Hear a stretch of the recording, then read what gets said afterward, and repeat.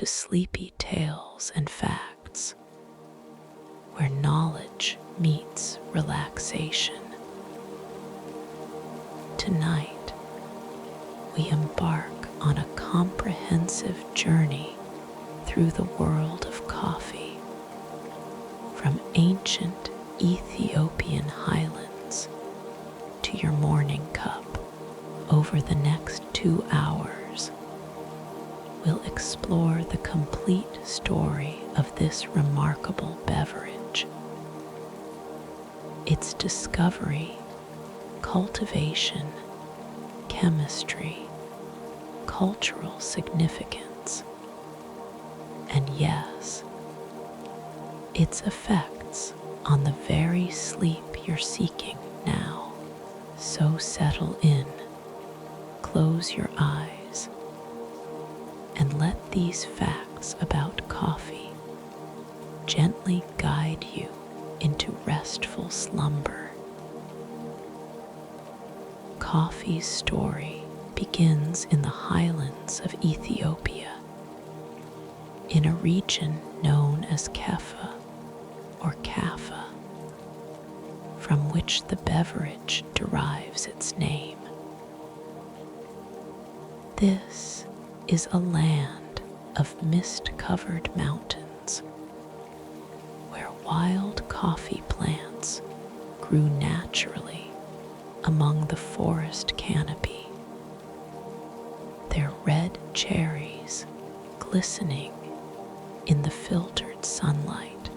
The year was approximately 850 CE, and according to legend, a goat herd named Kaldi was tending his flock in these highlands. Kaldi noticed something unusual about his goats. They were behaving strangely, dancing and leaping with unusual energy, their movements animated and playful in ways he had never observed before. Curious about this transformation, Kaldi watched carefully to see what they were eating.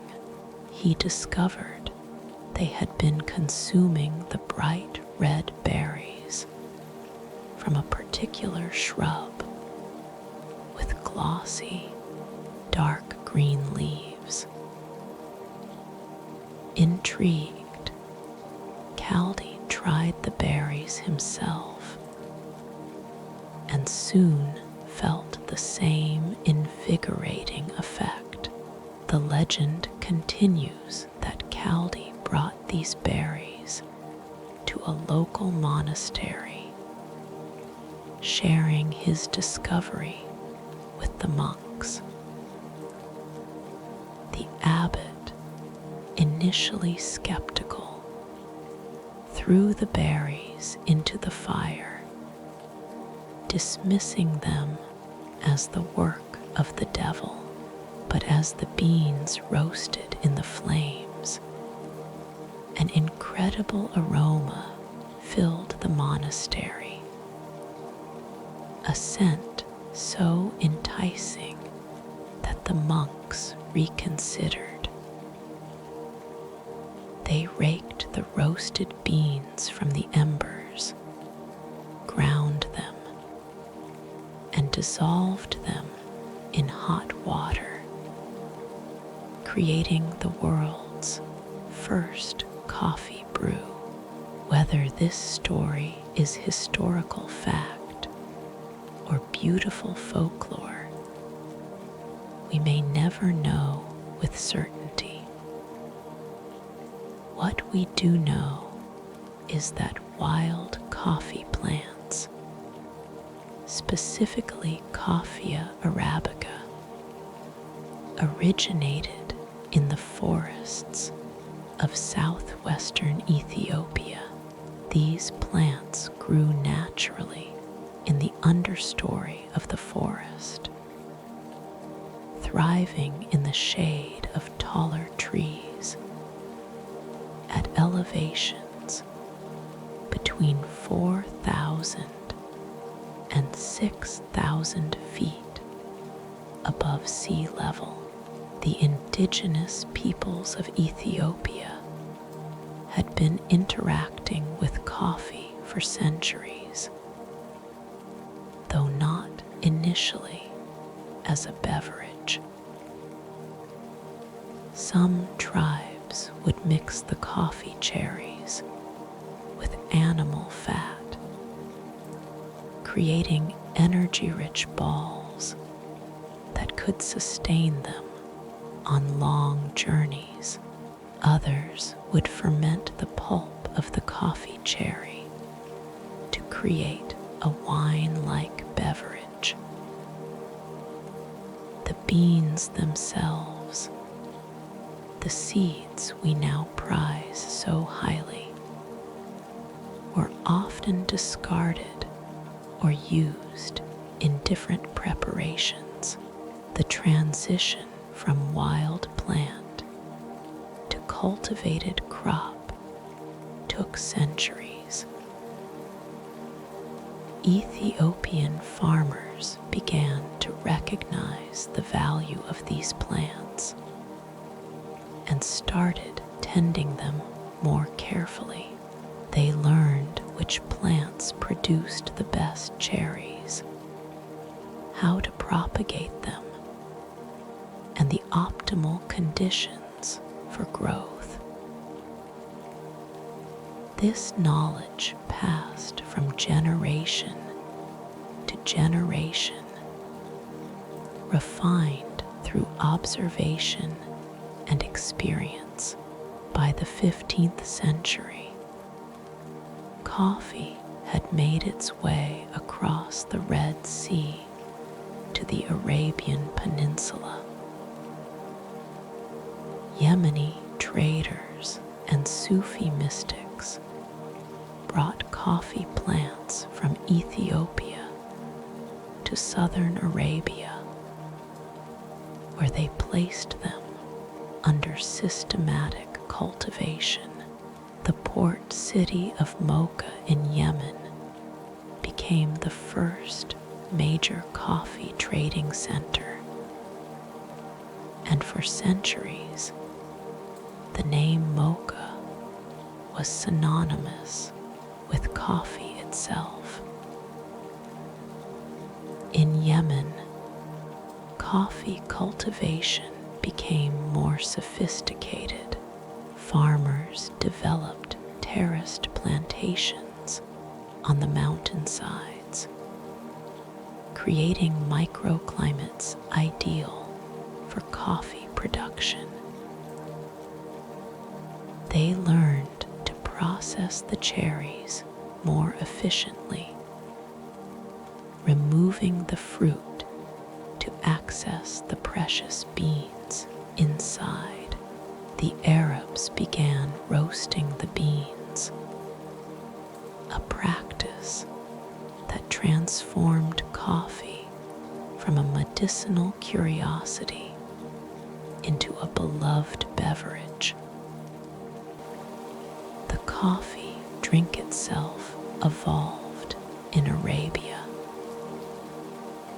Initially, coffee was prepared by steeping the entire dried cherry in water, creating a weak, tea-like beverage. Eventually, people began roasting just the beans, grinding them, and brewing them in hot water, creating something much closer to the coffee we know today. The resulting drink was dark, strong, and bitter, with stimulating properties that caught the attention of religious scholars and mystics. Sufi monasteries in Yemen embraced coffee enthusiastically. The monks discovered that drinking coffee helped them stay awake during long nights of prayer and meditation.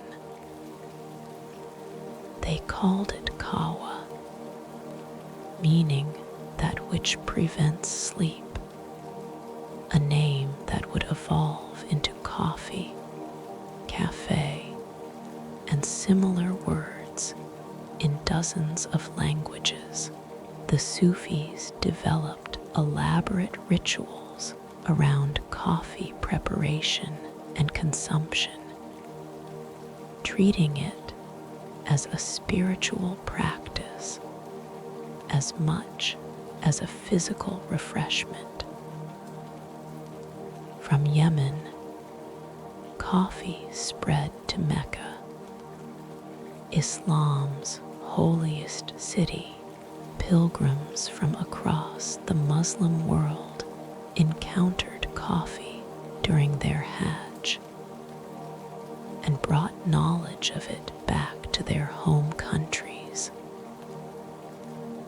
By the late 15th century, coffee had reached Persia, Egypt, Syria, and Turkey. In each place, it adapted to local tastes and customs, but its essential nature remained the same. A dark, bitter brew that sharpened the mind and lifted the spirits. Constantinople, the capital of the Ottoman Empire, received coffee in the early 16th century. The Ottomans embraced coffee with particular enthusiasm, and it was here that the institution of the coffee house was born. The first coffee houses opened in Constantinople around 1555, and they quickly became central to the city's social life. These establishments were called kave-khane, and they were unlike anything the world had seen before. Ottoman coffee houses were not merely places to drink coffee. They were centers of culture, conversation, and community. Men from all social classes gathered in these spaces to drink coffee, smoke tobacco, play chess and backgammon, listen to music, watch performers, and most importantly, to talk. Discussions ranged from poetry to politics, from business to philosophy. The coffee houses became known as schools of the wise because so much learning and debate took place within their walls. The importance of these early coffee houses cannot be overstated. They created a new model of public social space, a third place between home and work, where people could gather as equals. This model would spread across the world, influencing the development of cafes, salons, and public houses in Europe and beyond. The coffee house became a crucible of ideas, a place where the rigid social hierarchies of the time could be temporarily set aside in favor of intellectual exchange. But coffee's spread was not without controversy. Islamic scholars debated whether coffee should be permitted under religious law. Some argued that its stimulating effects were too similar to alcohol, which was forbidden. Others claimed that coffee houses promoted idleness and seditious talk. Several times, authorities in Mecca and Cairo attempted to ban coffee or close the coffee houses, but public demand was too strong. Coffee had become too deeply woven into the fabric of daily life to be easily removed. By the end of the 16th century, coffee had firmly established itself throughout the Ottoman Empire and the broader Islamic world. It was cultivated primarily in Yemen, processed and roasted according to increasingly refined methods, and consumed in dedicated coffee houses that served as vital social institutions. The stage was set for coffee's expansion into Europe and eventually the entire world. Coffee remained largely confined to the Islamic world for over a century, protected by strict export controls. The Arabs understood the immense value of their coffee monopoly and took extraordinary measures to maintain it. They would not allow viable coffee seeds or plants to leave their territories. Any coffee beans exported were first boiled or roasted to prevent germination. This carefully guarded secret ensured that all the world's coffee came from Arabian soil, primarily from the terraced mountainsides of Yemen. European travelers and merchants who visited the Ottoman Empire in the 16th and 17th centuries brought back tales of this exotic black beverage and the vibrant coffee houses where it was consumed. Venetian traders were among the first to import coffee into Europe, bringing small quantities to Italy in the early 1600s.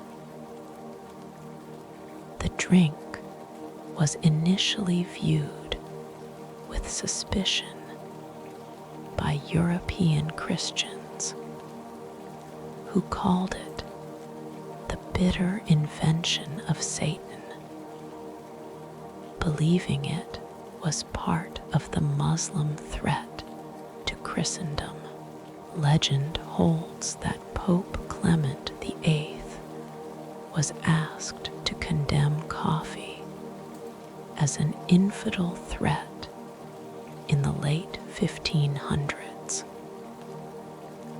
Instead, after tasting it himself, He declared it so delicious that it would be a pity to let only the Muslims drink it.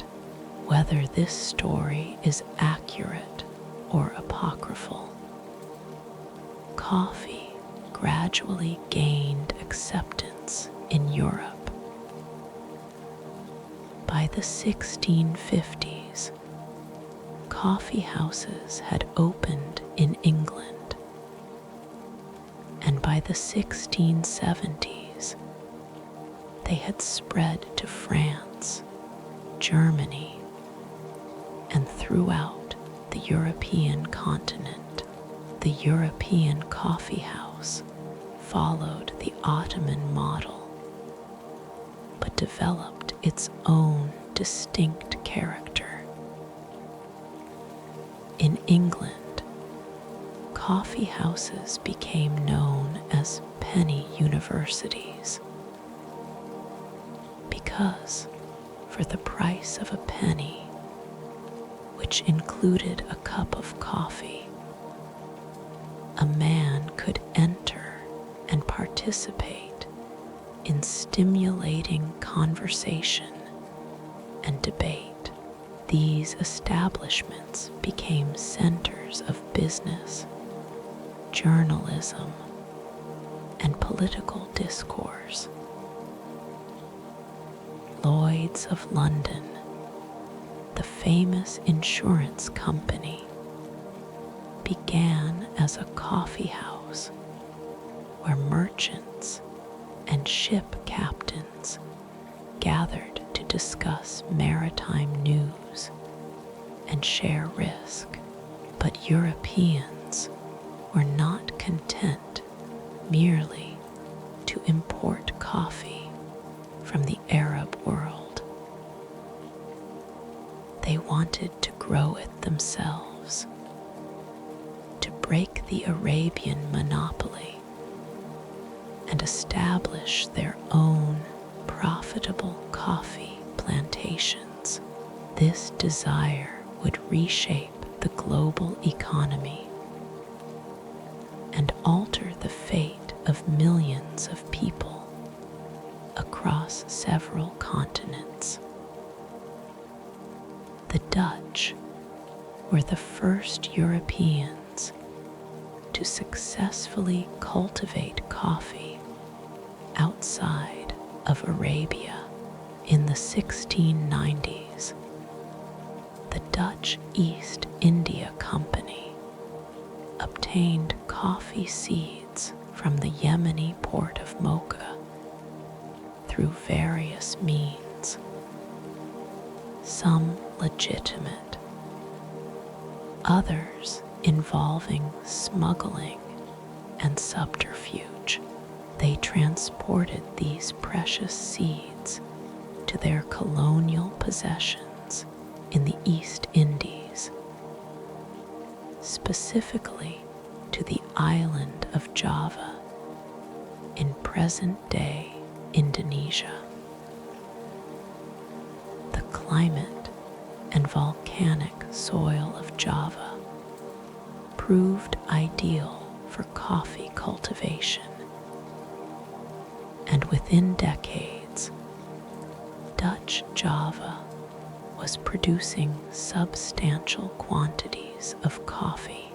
The success in Java was so remarkable that even today, the word Java remains synonymous with coffee in English slang. The Dutch established vast plantations worked by local labor, operating under coercive conditions. Coffee became one of the most profitable crops in the Dutch colonial empire, alongside spices. The Dutch also successfully cultivated coffee in Suriname, their colony in South America. By the early 18th century, the Dutch colonies in Java and Suriname had become Europe's primary coffee suppliers. The French were determined to establish their own coffee production in their Caribbean colonies. This is where one of coffee history's most romantic and dramatic tales unfolds: the story of Gabriel Declue. In 1720, Declue was a French naval officer stationed in Martinique who recognized the potential for coffee cultivation in the Caribbean. While in Paris, he obtained a coffee seedling from the Royal Botanical Gardens, though accounts differ on whether this was given officially or stolen. Declue's voyage back to Martinique became legendary. According to his own account, the journey was fraught with peril. The ship encountered violent storms that nearly destroyed the fragile plant. A jealous passenger, envious of Declue's prize, attempted to sabotage the seedling. Tearing off a branch, pirates attacked the ship, causing chaos and terror. Most critically, the ship was becalmed in still waters, and drinking water became so scarce that it was rationed. During this water shortage, Declue made an extraordinary sacrifice. He shared his own meager water ration with the coffee plant, day after day, keeping it alive at risk to his own health. After a voyage that took over 2 months, the ship finally reached Martinique, and miraculously, the coffee plant had survived. Declue planted it on his estate, protecting it with thorn bushes and guards, treating it as the treasure it was. That single plant thrived in Martinique's tropical climate. Within 3 years, it had produced its first harvest. Declue distributed seeds and seedlings to other planters, and coffee cultivation spread rapidly across the island. By some accounts, that one plant was the ancestor of 18,680 coffee trees within just a few decades.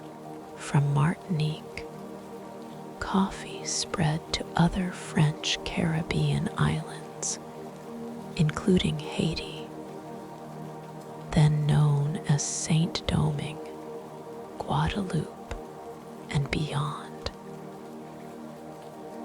Saint-Domingue became the crown jewel of French coffee production. The colony's combination of volcanic soil, tropical climate, elevation, and abundant rainfall created perfect conditions for coffee cultivation.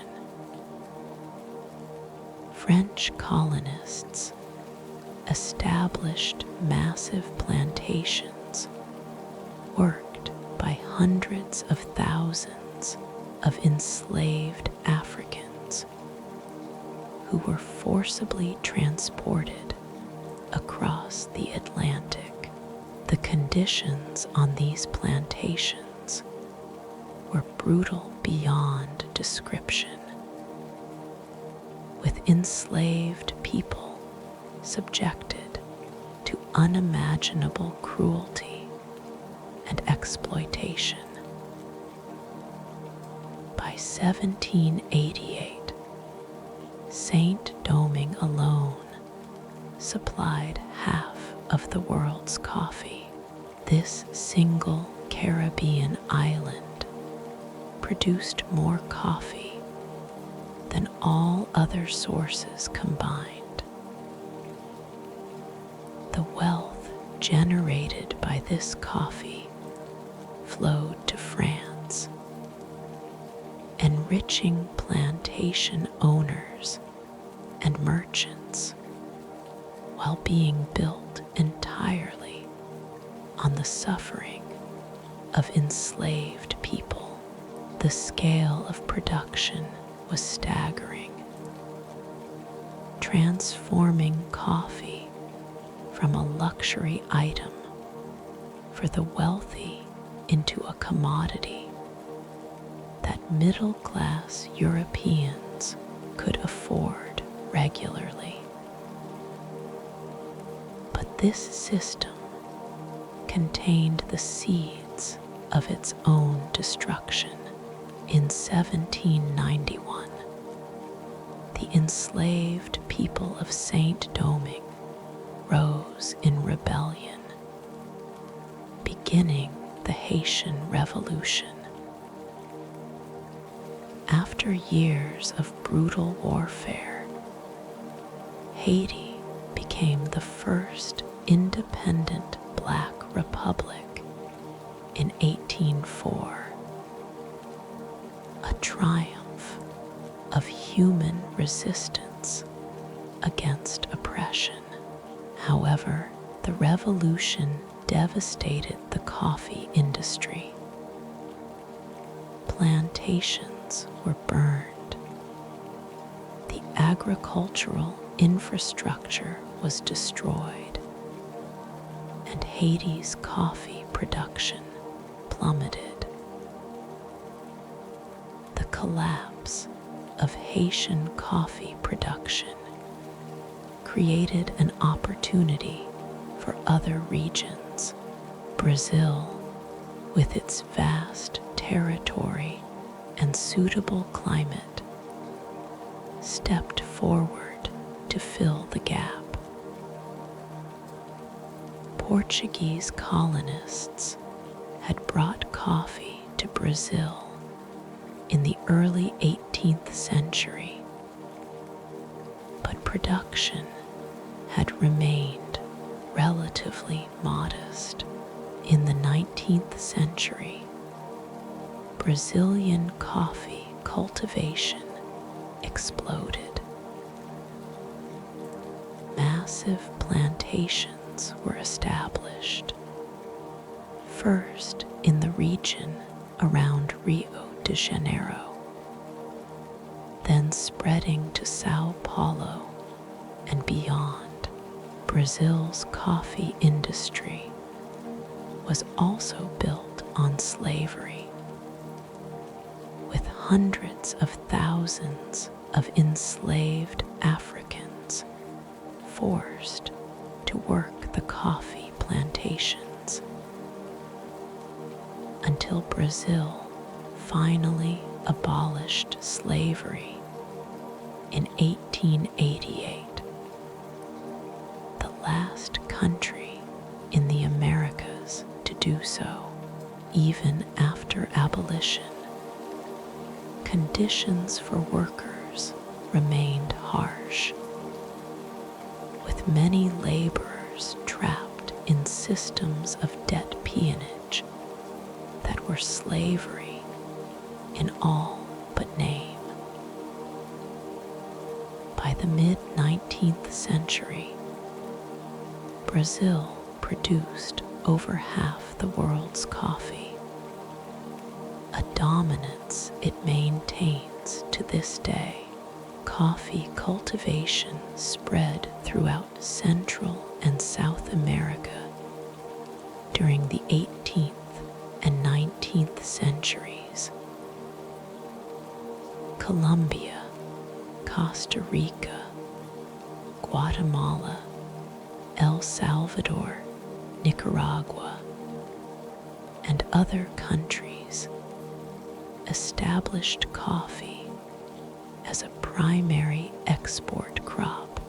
In each place, the story followed similar patterns. Land was cleared, often at the expense of indigenous peoples.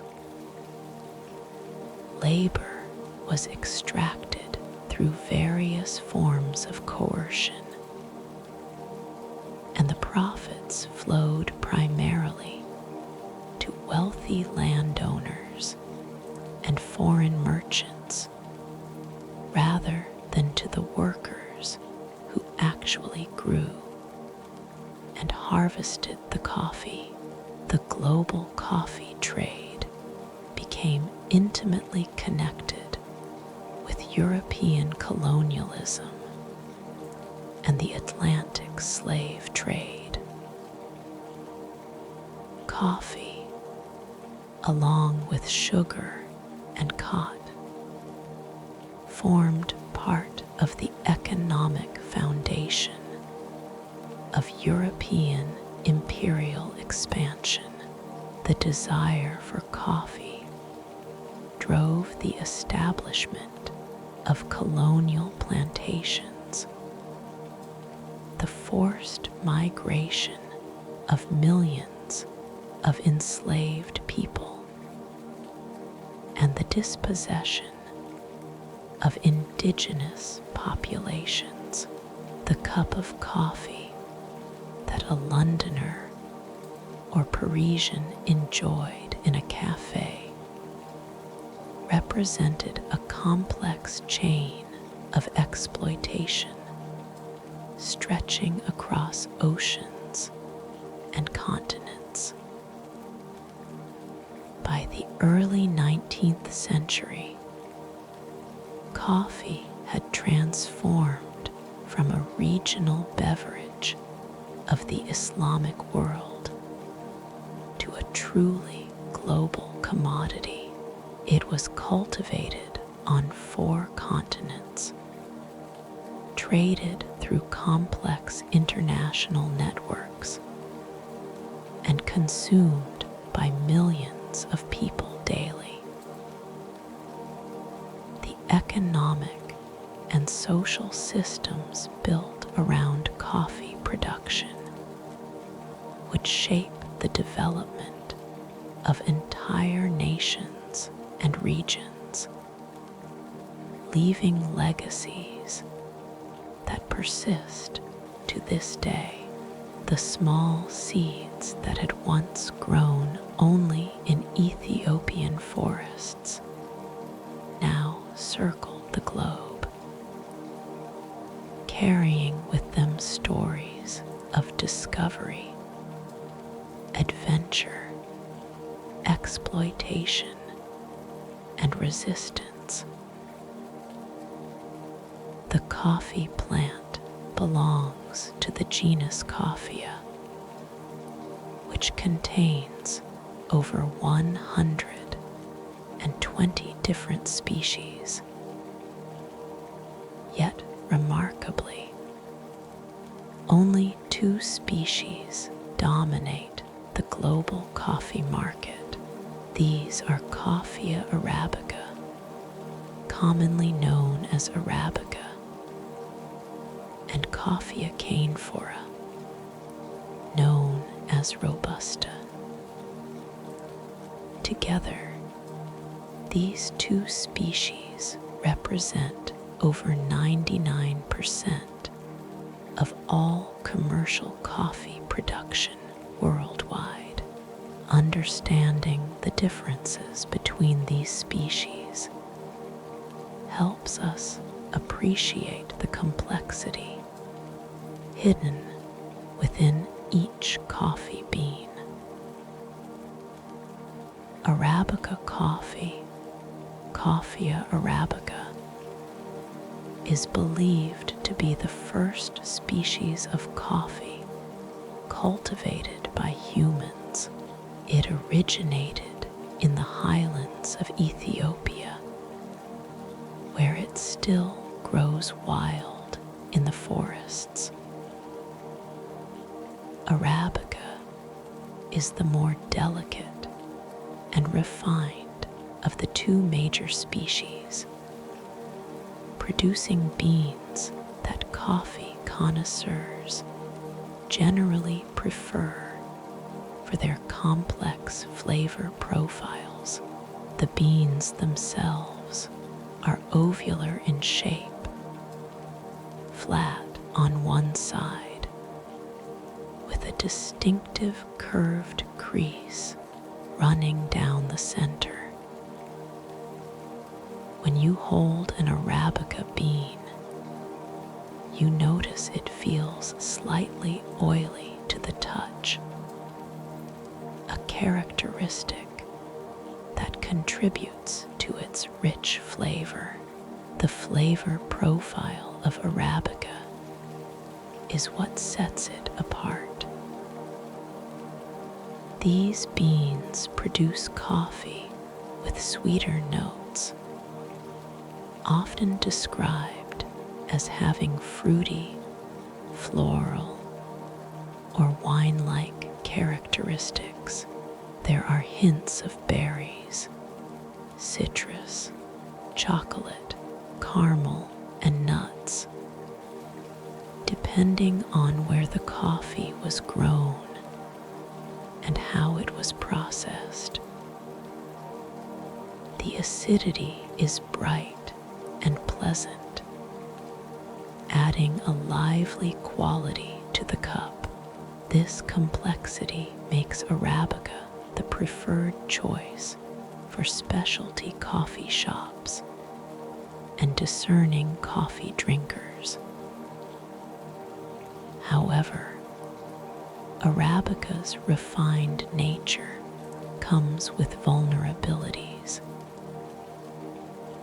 The plants are more susceptible to diseases and pests, particularly coffee leaf rust, a devastating fungal disease that has destroyed entire coffee crops throughout history. Arabica also requires very specific growing conditions. It thrives at higher elevations, typically between 3,000 and 6,000 feet above sea level, where temperatures remain moderate and rainfall is abundant but not excessive. These plants prefer shade, growing best under a forest canopy that protects them from direct sunlight. The caffeine content of Arabica is relatively modest, containing approximately 1.5% caffeine by weight. This lower caffeine level contributes to the smoother, less bitter taste that Arabica is known for. Caffeine, after all, is a natural pesticide that coffee plants produce to defend themselves against insects. Arabica's lower caffeine content reflects its evolution in the Ethiopian highlands, where perhaps it faced fewer pest pressures than its cousin, Robusta. Robusta coffee, Coffea canephora, presents a stark contrast to Arabica. This species originated in the lowland forests of Central and Western Africa, particularly in the region that is now Uganda and the Congo. The name Robusta perfectly captures the plant's character. It is robust, hardy, and resilient. Robusta plants can tolerate heat, humidity, and lower elevations that would stress or kill Arabica plants. They resist diseases and pests more effectively, making them easier and cheaper to cultivate. Robusta beans are smaller and rounder than Arabica beans, with a straighter crease. They have a drier surface, lacking the slight oiliness of Arabica. The most significant difference lies in their chemical composition. Robusta contains approximately 2.7% caffeine, nearly double that of Arabica. This high caffeine content serves as a powerful defense against insects and contributes to Robusta's characteristic bitter taste. The flavor profile of Robusta is dramatically different from Arabica. Where Arabica offers complexity and nuance, Robusta delivers strength and intensity. The taste is often described as harsh, bitter, and earthy, with notes of wood, rubber, or grain.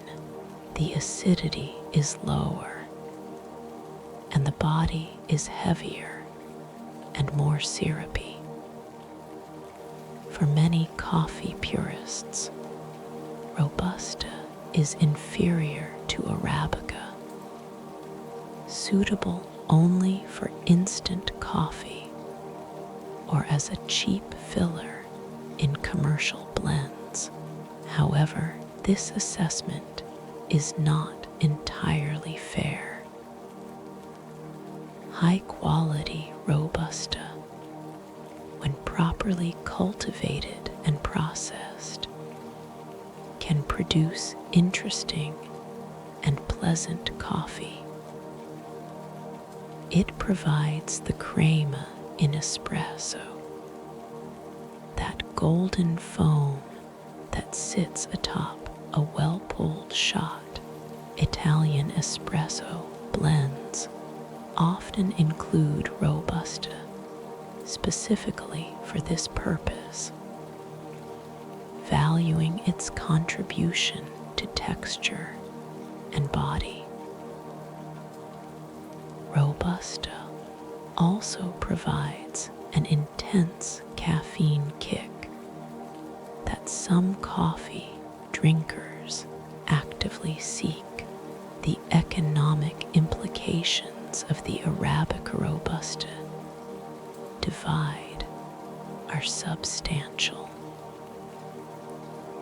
Arabica typically commands higher prices in the global market, sometimes double or triple the price of Robusta. Coffee-producing countries that can can grow Arabica generally earn more from their coffee exports than those limited to Robusta. However, Robusta's resilience and ease of cultivation make it attractive to farmers working with limited resources or in challenging climates. Climate change is shifting the balance between these two species.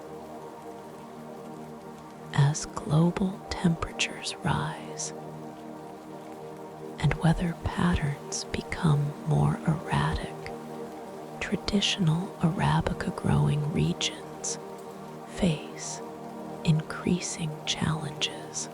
Higher temperatures, prolonged droughts, and more frequent pest outbreaks threaten Arabica production.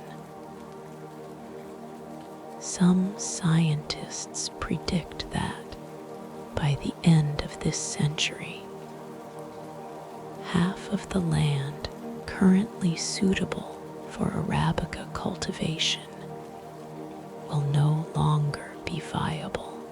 Robusta, with its greater heat tolerance and disease resistance, may become increasingly important in a warming world. Beyond Arabica and Robusta, other coffee species exist, though they play minor roles in global production. Coffea liberica, known as liberica, is grown in small quantities in the Philippines, Malaysia, and West Africa. The beans are unusually large and asymmetrical, with a distinctive woody, smoky flavor that some find appealing and others find off-putting. During the 19th century, when coffee leaf rust devastated Arabica plantations worldwide, some countries attempted to replace their crops with liberica, but it never achieved widespread popularity. Coffea excelsa, sometimes classified as a variety of liberica rather than a separate species, grows primarily in Southeast Asia. It produces beans with a tart, fruity flavor profile that adds complexity when blended with other coffees, while excelsa accounts for only a tiny fraction of global production. Enthusiasts prize it for the unique characteristics it brings to coffee blends. The coffee plant itself is an evergreen shrub or small tree that, if left unpruned, can grow 20 to 30 feet tall. However, on commercial plantations, coffee plants are typically kept pruned to 6 or 8 feet in height, making harvesting easier. The plant has glossy, dark green leaves that are slightly waxy, an adaptation that helps prevent water loss. These leaves remain on the plant year-round, continuously photosynthesizing and producing the energy the plant needs to flower and fruit. Coffee plants bloom with small, white, star-shaped flowers that emit a delicate jasmine-like fragrance. In some coffee-growing regions, when thousands of coffee plants bloom simultaneously, the air becomes perfumed with their scent. A brief and beautiful moment in the coffee cultivation cycle. These flowers are self-pollinating, though insects assist in the process. After pollination, the flowers wither and fall, and in their place, small green fruits begin to develop. These fruits are called coffee cherries, and they take 6 to 8 months to ripen fully.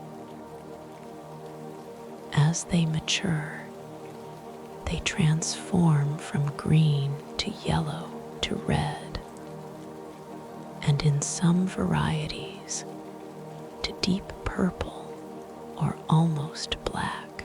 Each cherry typically contains 2 seeds, which are the coffee beans we roast and brew.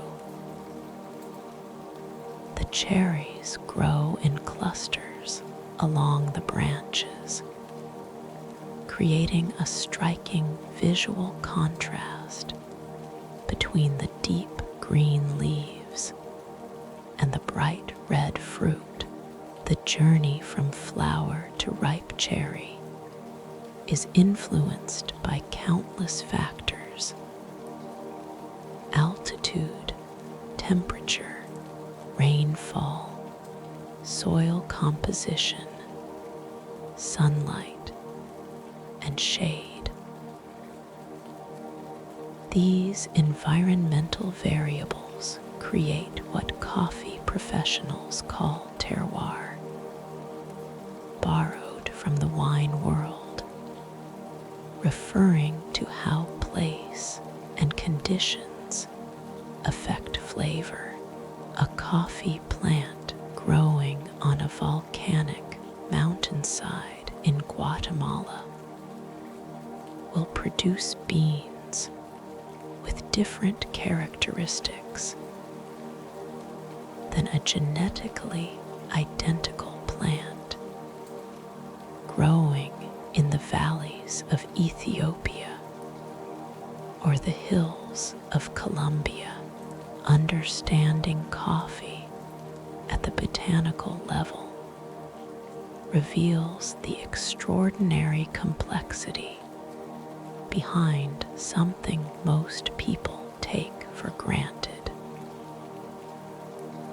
Each bean represents months of growth, specific environmental conditions, and the plant's sophisticated chemical processes.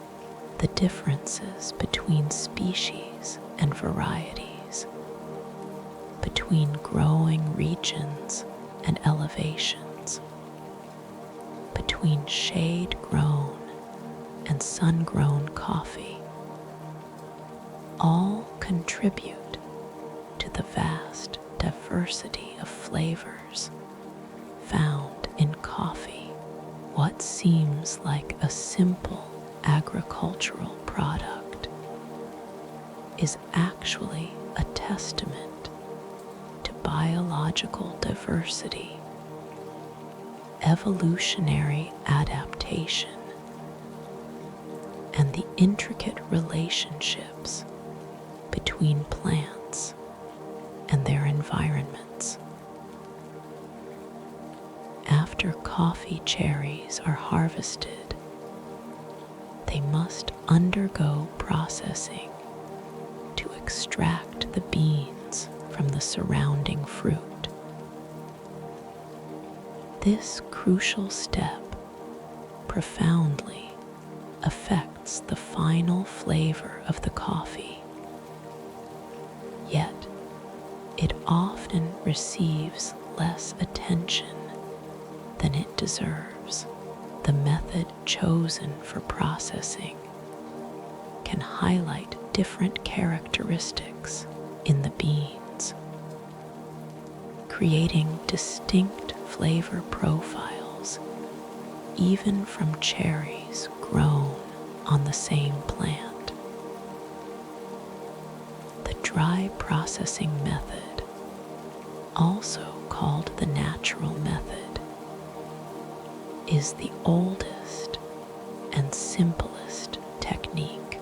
Freshly picked cherries are spread out in thin layers on large patios, raised beds, or mats, where they dry in the sun for several weeks.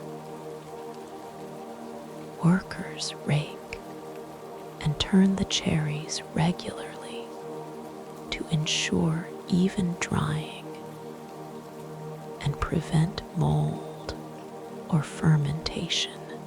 As the cherries dry, the outer skin darkens and hardens. The fruit pulp dries around the beans, and the moisture content gradually decreases from about 60% to around 11%. This slow drying allows the coffee beans to remain in contact with the fruit sugars for an extended period. The beans absorb some of these sugars, and the complex compounds in the fruit pulp, creating coffee with a heavier body and sweeter, fruitier flavors. Natural processed coffees often have pronounced notes of berries, tropical fruit, and wine-like characteristics. However, this method requires consistent sunny weather and carries risks. If cherries are not turned regularly, or if rain falls during drying, mold can develop, ruining the entire batch. The wet processing method, also called the washed method, takes a different approach. Harvested cherries are first passed through a pulping machine that removes the outer skin and most of the fruit pulp, leaving the beans still covered in a sticky, mucilaginous layer. These mucilage-covered beans are then placed in fermentation tanks filled with water, where they sit for 12 to 48 hours. During this time, naturally occurring microorganisms break down the mucilage, essentially eating away the sticky coating. This fermentation stage is delicate and critical. If the beans ferment too long, they develop unpleasant sour or fermented flavors. If they do not ferment long enough, some mucilage remains, causing problems during drying. When fermentation is complete, the beans are thoroughly thoroughly washed with clean water to remove all traces of mucilage, then spread out to dry, either in the sun or in mechanical dryers. Washed coffees typically have cleaner, brighter flavors with more pronounced acidity and clarity. The fruit notes are more subtle, allowing the inherent characteristics of the bean itself to shine through. A third method, called honey processing or pulped natural, represents a middle ground. The outer skin is removed mechanically, but some or all of the mucilage is left on the beans during drying, depending on how much mucilage remains. The process is classified as white honey, yellow honey, red honey, or black honey, with black honey having the most mucilage left intact. This method produces coffees with characteristics between natural and washed processing, combining some of the sweetness and body of natural processing with some of the clarity of washed processing. After processing and drying, the beans are hulled to remove any remaining dried fruit material and parchment, a papery layer that protects the beans. They are then sorted, graded by size and quality, and packaged as green coffee. In this form, the beans are stable and can be stored for months or even years, though freshness does gradually decline. Green coffee has almost no aroma and certainly does not smell like the coffee we know. The transformation from green bean to aromatic coffee requires roasting. Roasting is where the true magic of coffee creation occurs. It is a process of controlled heating that triggers hundreds of chemical reactions, transforming the hard, green, grassy-smelling beans into the brown, aromatic beans that can be ground and brewed. The science of roasting is complex, involving chemistry, physics, and a considerable amount of skill and experience.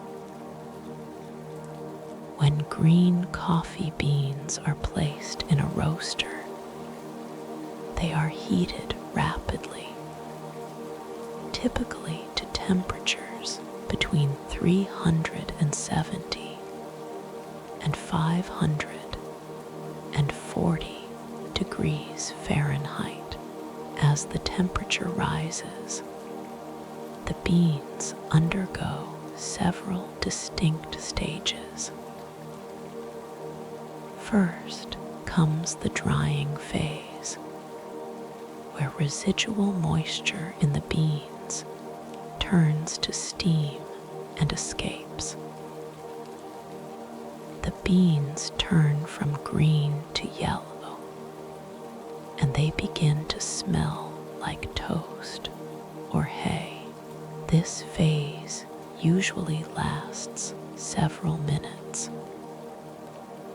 Next comes the browning phase, where the Maillard reaction begins. The Maillard reaction is a chemical process that occurs between amino acids and reducing sugars when heated, typically starting around 300 degrees Fahrenheit. This is the same reaction that browns bread, sears meat, and creates the golden crust on baked goods. In coffee, the Maillard reaction produces hundreds of new compounds that contribute to flavor, aroma, and color.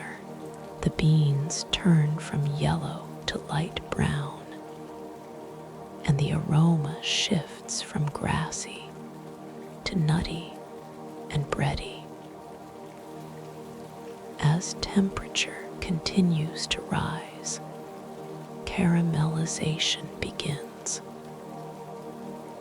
The complex carbohydrates and sugars in the beans break down and recombine, creating caramel-like compounds that add sweetness, body, and brown color. Simultaneously, acids form, contributing to the bright, lively notes in coffee. The beans swell as gases form inside them, increasing in size by 50 to 100%. Then comes a critical moment known as first crack. The pressure inside the beans from expanding gases and steam becomes so great that the bean structure fractures, producing an audible popping sound like popcorn.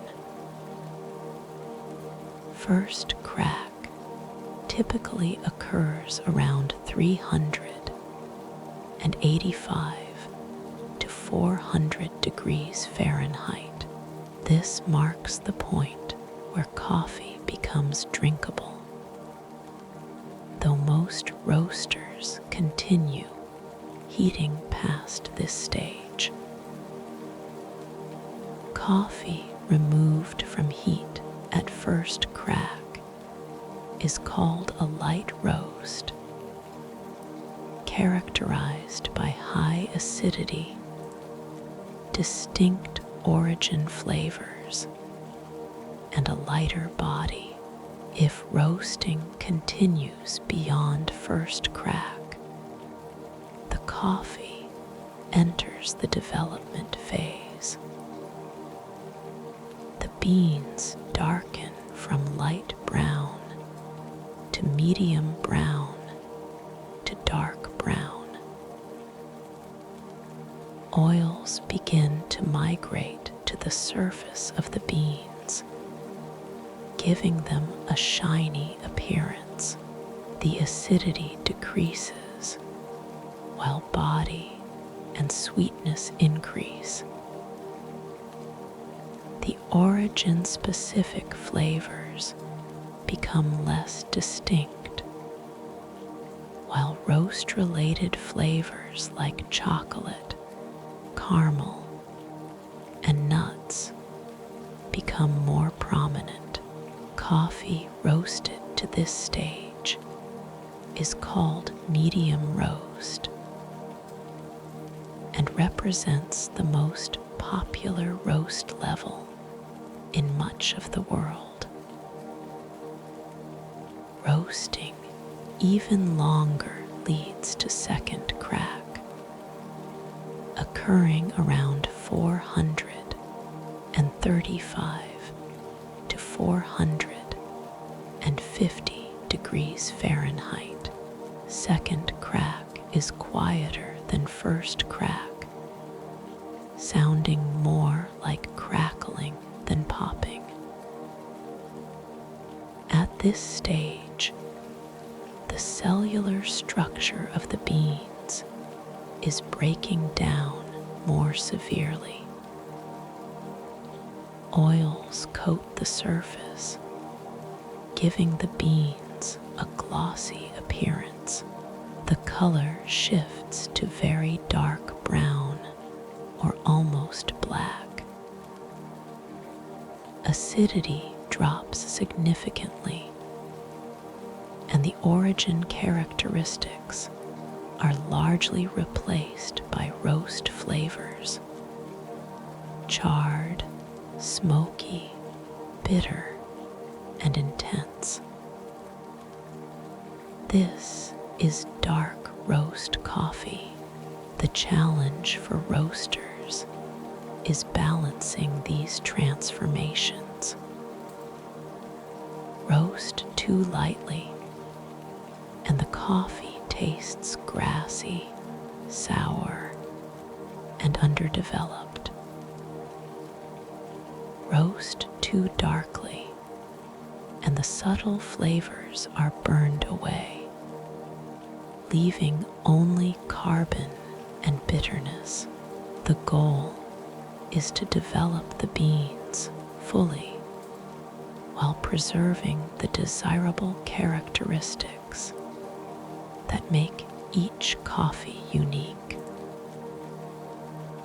This requires understanding not just temperature and time, but also heat application rate, airflow in the roaster, and the specific characteristics of the particular beans being roasted. During roasting, coffee beans undergo pyrolysis, the chemical decomposition of organic materials at high temperatures. This process produces volatile compounds, molecules light enough to become airborne and reach our noses. These volatile compounds are what we smell when we open a bag of coffee or brew a fresh cup.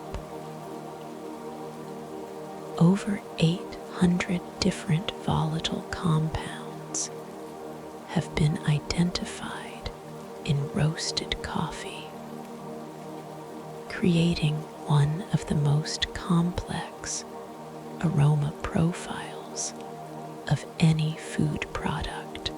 Some of these compounds are pleasant. Furans contribute caramel sweetness.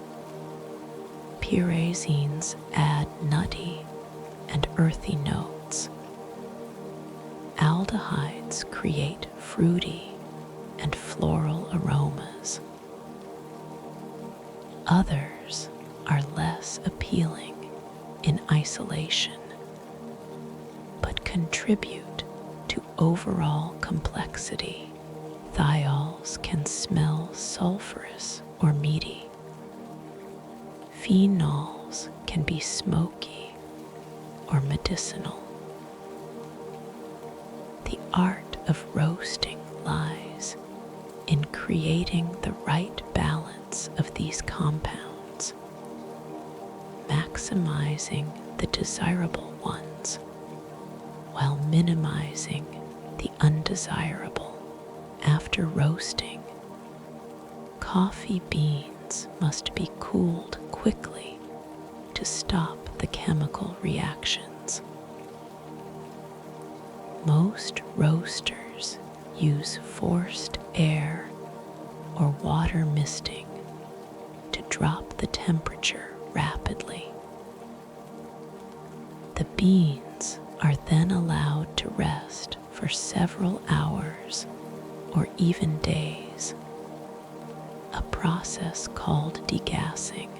During this time, carbon dioxide formed during roasting gradually escapes from the beans.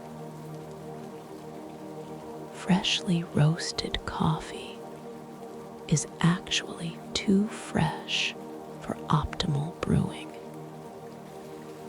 The excess carbon dioxide interferes with water's ability to extract flavors. After a day or two of rest, the coffee reaches peak flavor. But this peak is temporary. Once roasted, coffee begins to stale.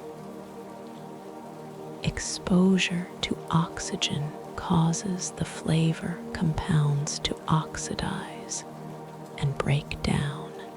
Moisture can be absorbed from the air, making the coffee taste flat.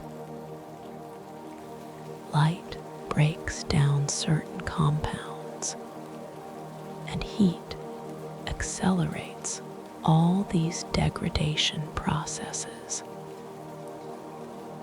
This is why serious coffee drinkers emphasize freshness, seeking coffee roasted within the past few weeks and storing it carefully in airtight, opaque containers.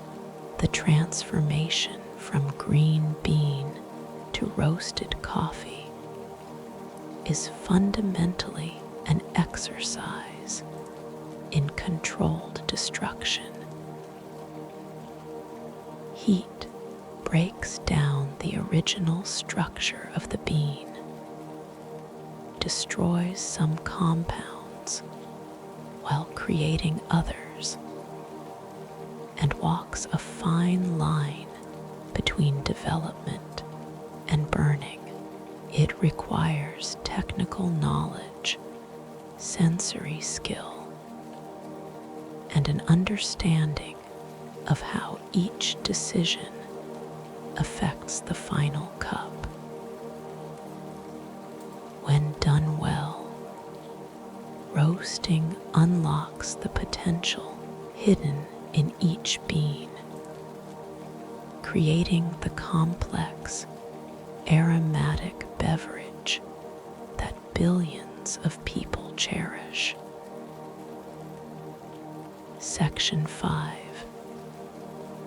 The science of brewing 15 minutes roasted coffee beans, regardless of how carefully they were grown, processed, and roasted, are not yet coffee. They are simply a medium containing the potential for coffee. That potential is unlocked through brewing. The process of using water as a solvent to extract the soluble compounds from ground coffee beans. This seemingly simple act of mixing ground coffee with hot water is actually a complex interplay of chemistry and physics. Coffee contains over 1,000 different compounds that influence taste, aroma, acidity, and texture. These compounds vary dramatically in their solubility, meaning they dissolve into water at different rates and under different conditions. Some compounds extract quickly within the first few seconds of contact with water. Others extract slowly, requiring minutes of contact to fully dissolve. The art and science of brewing involves extracting the right compounds in the right proportions while leaving behind the undesirable ones when coffee grounds meet hot water. Extraction begins immediately through the process of osmosis. Water molecules move from areas of lower concentration of dissolved substances into areas of higher concentration, since the ground coffee is packed with soluble compounds and the water contains none. There is a powerful concentration gradient. Water rushes into the coffee particles, dissolving compounds and carrying them back out into the surrounding liquid. The first compounds to extract are the acids and light aromatics. These dissolve quickly and easily, contributing brightness, fruity notes, and the characteristic coffee aroma. If you were to taste coffee after just 30 seconds of brewing, you would find it intensely acidic and sour, with sharp, wine-like characteristics. While acidity is desirable in coffee, too much makes it unbalanced and unpleasant. As brewing continues, the sugars and other carbohydrates dissolve. These compounds add sweetness and body to the coffee, creating a pleasant, round mouthfeel. They balance the acidity, softening its sharp edges and creating harmony in the cup. This middle phase of extraction, occurring between 1 and 3 minutes in most brewing methods, produces the most desirable flavors. If extraction continues too long, the heavy compounds begin to dissolve. These include tannins, phenols, and other molecules that contribute bitterness and astringency. In small amounts, these compounds add depth and complexity. In excess, they make coffee taste harsh, bitter, and mouth-puckeringly dry.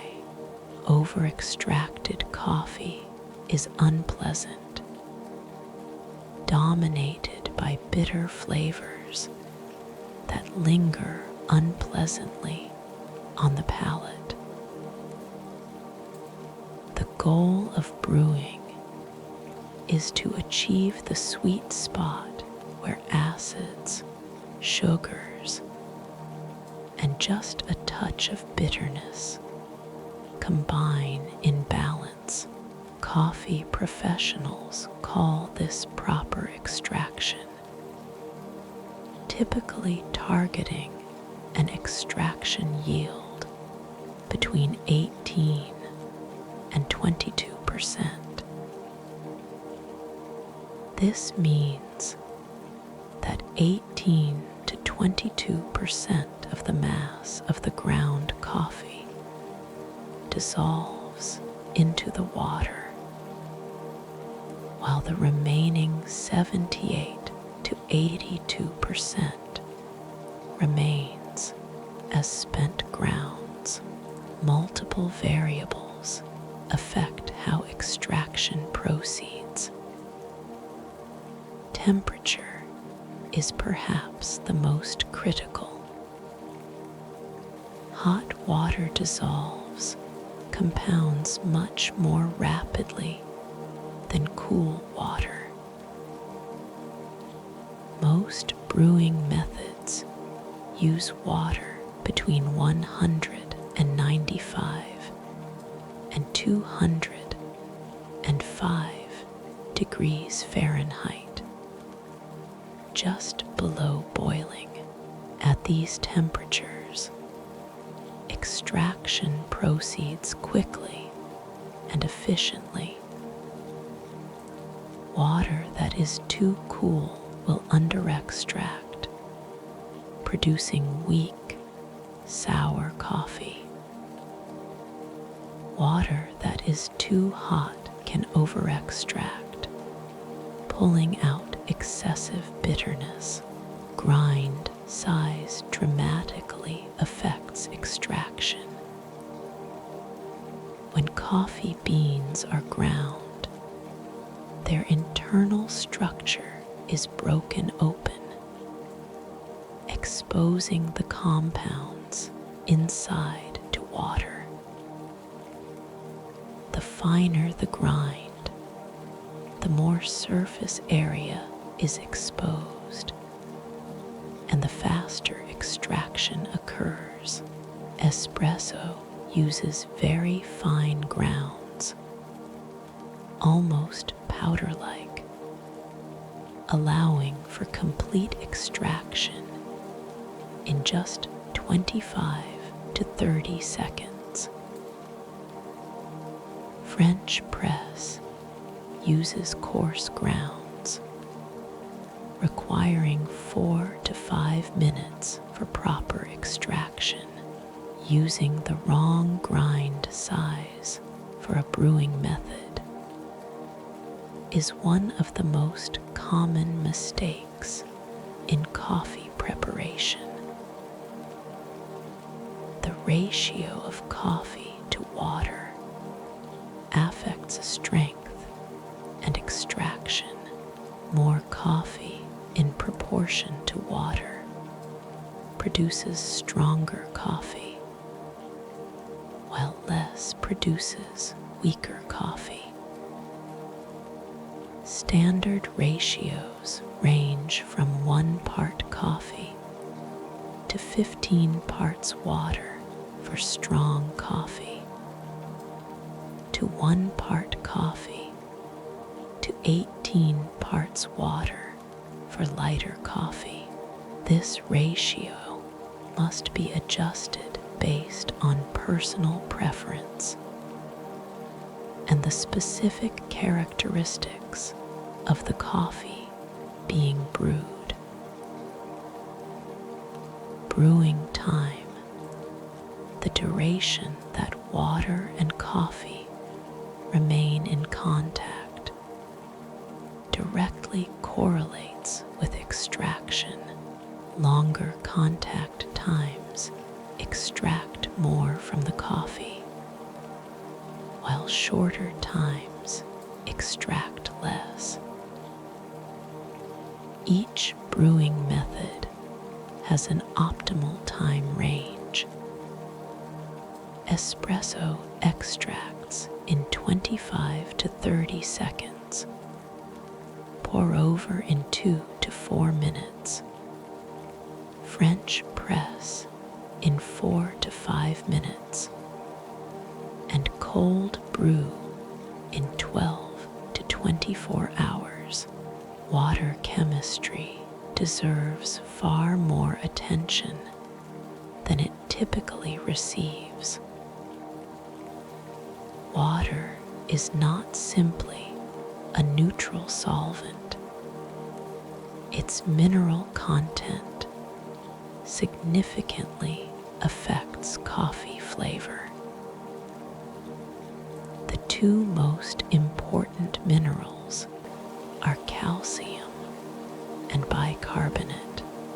calcium helps extract flavors from coffee grounds, acting as a carrier for the soluble compounds. Bicarbonate acts as a buffer, neutralizing acids. Soft water, which contains low levels of both calcium and bicarbonate, produces coffee that tastes excessively acidic and sour, without sufficient minerals to extract flavors properly and buffer acidity. The coffee is sharp and unpleasant, lacking body and sweetness. Conversely, hard water with high bicarbonate levels produces chalky, flat coffee. The bicarbonate neutralizes the desirable acids that give coffee its brightness and complexity, leaving a dull, lifeless cup. Ideal brewing water contains moderate levels of minerals, enough to extract effectively and provide some buffering, but not so much that it overwhelms the coffee's natural characteristics. Many coffee professionals use water with specific mineral profiles,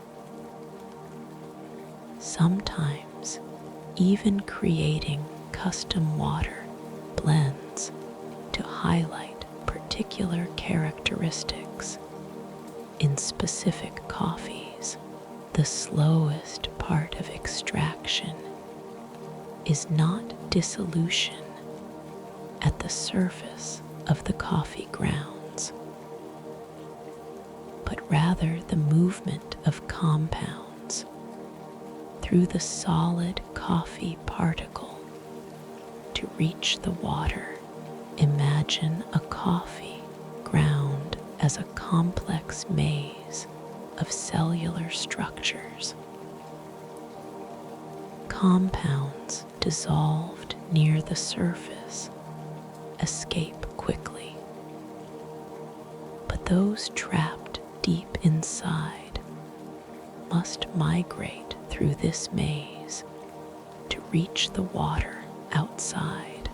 This internal diffusion limits extraction speed and explains why, even with perfect conditions, some compounds never fully extract.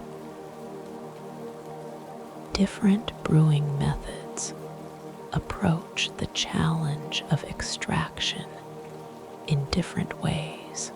Immersion methods like French press, AeroPress, and traditional coffee cupping keep coffee grounds fully submerged in water for the entire brewing time.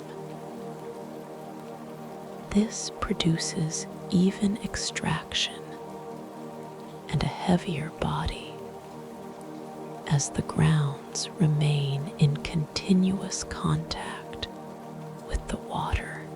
The resulting coffee is fuller and stronger, with more sediment and oils present in the cup. Percolation methods like pour over, drip coffee makers, and espresso continuously pass fresh water through the coffee grounds. As water flows through the bed of grounds, it extracts compounds and then moves on, replaced by fresh water that continues extracting. This produces cleaner, brighter coffee with less body than immersion methods. The clarity of flavor allows the subtle characteristics of the coffee to shine through without being masked by heaviness. Espresso deserves special mention as a unique brewing method. It uses pressure, typically 9 bars, to force hot water through very finely ground coffee in just 25 to 30 seconds. This pressure enables rapid extraction of compounds that would require minutes to extract through other methods.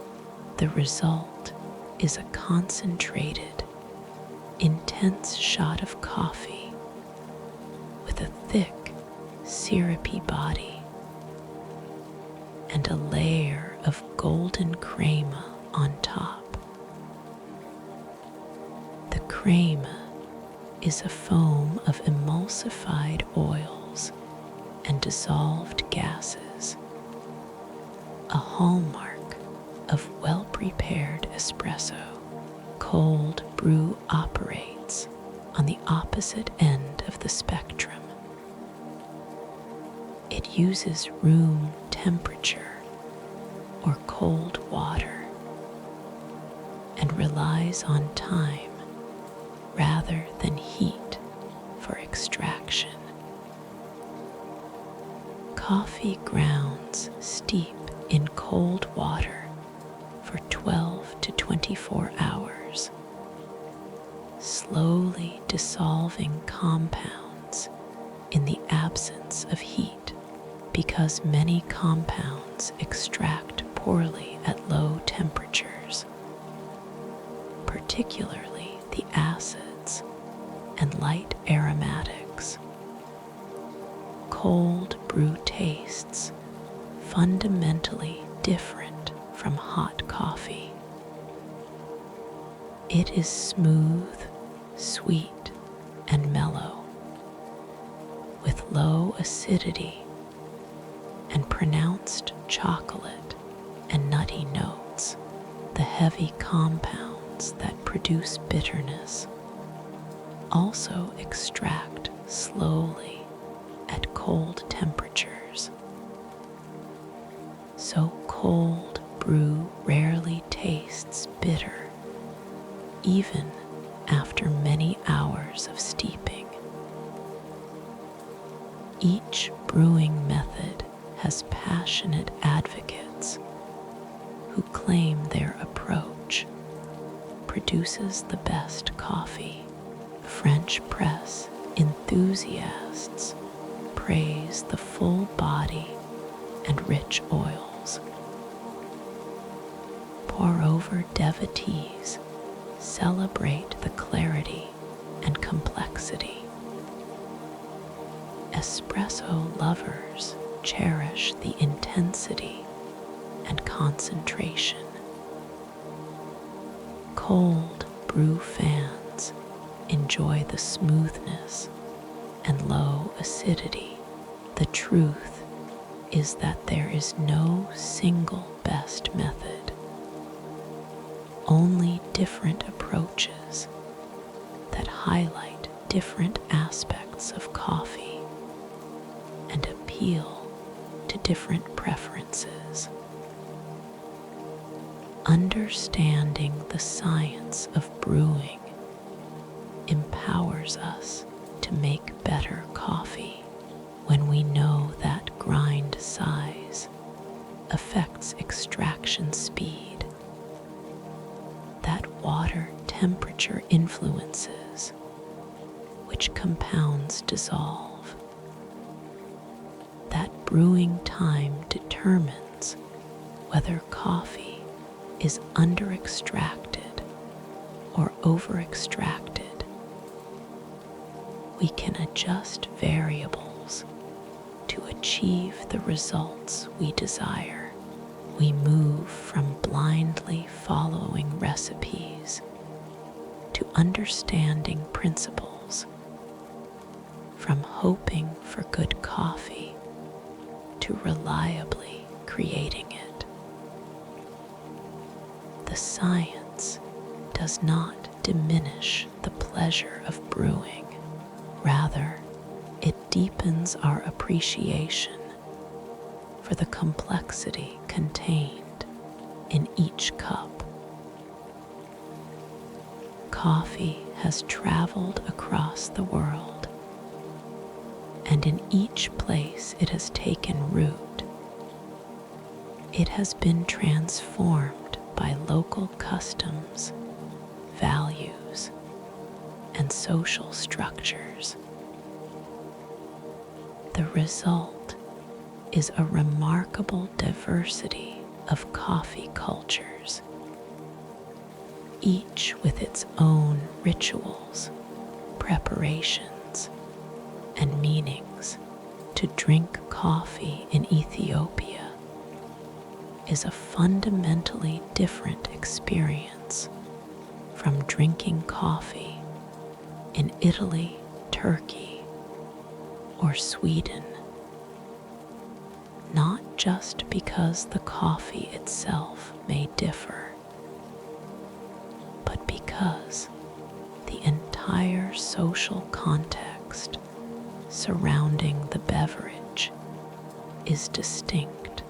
In Ethiopia, the birthplace of coffee, the traditional coffee ceremony remains a central social ritual. This ceremony is not simply about drinking coffee. It is an expression of hospitality, community, and respect. The ceremony typically takes place in the late afternoon or evening and can last several hours, creating a space for conversation, storytelling, and connection. The ceremony begins with the host, usually a woman, washing green coffee beans and roasting them over a charcoal brazier or open flame. As the beans roast, their aroma fills the room, and the host passes the roasting pan among the guests so they can waft the fragrant smoke toward themselves. Inhaling deeply, this smoke is believed to carry spiritual significance, transforming the space and preparing the participants for the ritual to come. Once roasted to the desired level, the beans are ground by hand using a mortar and pestle, the rhythmic pounding creating a meditative soundscape. The ground coffee is then placed in a jabina, a traditional clay pot with a round bottom, long neck, and pouring spout. Water is added, and the jabina is placed over the heat source. As the coffee brews, it eventually boils, and the host carefully pours it into small, handleless cups, often from a height to create a slight foam. The Ethiopian ceremony involves 3 rounds of coffee, each with its own name and significance. The first round, called a ball, is the strongest. The second round, Tona, reuses the grounds with fresh water, producing milder coffee. The third round, Baraka, meaning blessing, is the weakest, but is considered the most spiritually important. Guests are expected to stay for all 3 rounds. Leaving after only 1 cup would be considered rude, a rejection of the host's hospitality. The ceremony is accompanied by snacks, often popcorn or roasted barley, and by conversation. Elders share wisdom. Neighbors discuss community matters. Family members reconnect. The coffee ceremony creates protected time and space for human connection, something increasingly rare in our modern world. It reminds us that coffee can be more than a stimulant or a quick drink. It can be a vehicle for culture, tradition, and relationship. Turkish coffee represents another ancient tradition dating back to the Ottoman Empire. The preparation method is distinctive and precise. Very finely ground coffee, almost powder-like in texture, is combined with cold water and sugar, if desired, in a small pot called a sezv or ibrick. The pot is typically made of copper or brass, with a long handle and a wide bottom that narrows at the top. The sezv is placed over low heat, and the coffee slowly warms. As it approaches boiling, a thick foam forms on the surface just before it boils over. The sezv is removed from heat, allowing the foam to subside. This process is repeated 2 or 3 times, building a rich, creamy foam. Finally, the coffee is poured into small cups, grounds and all, and the foam is distributed equally among the cups. Serving someone a cup without foam is considered an insult, a sign of carelessness or disrespect. Turkish coffee is served alongside Turkish delight, a sweet confection, and a glass of water. The water is drunk first to cleanse the palate, preparing it for the intense flavor of the coffee. The coffee itself is sipped slowly, allowing the grounds to settle at the bottom of the cup. When the coffee is finished, the cup is often inverted onto the saucer, and once cooled, it is turned upright. pattern of grounds left in the cup is red for fortune telling, a practice called tasseography. Friends gather to interpret the symbols and shapes, finding omens about love, travel, money, and health in the random patterns of coffee sediment.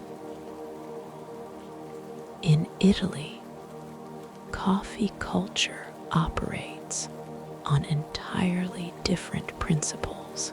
Italians drink coffee frequently throughout the day, but usually quickly, often while standing at the bar of a cafe. Espresso is the foundation of Italian coffee culture, a small shot of intense, concentrated coffee consumed in just a few sips.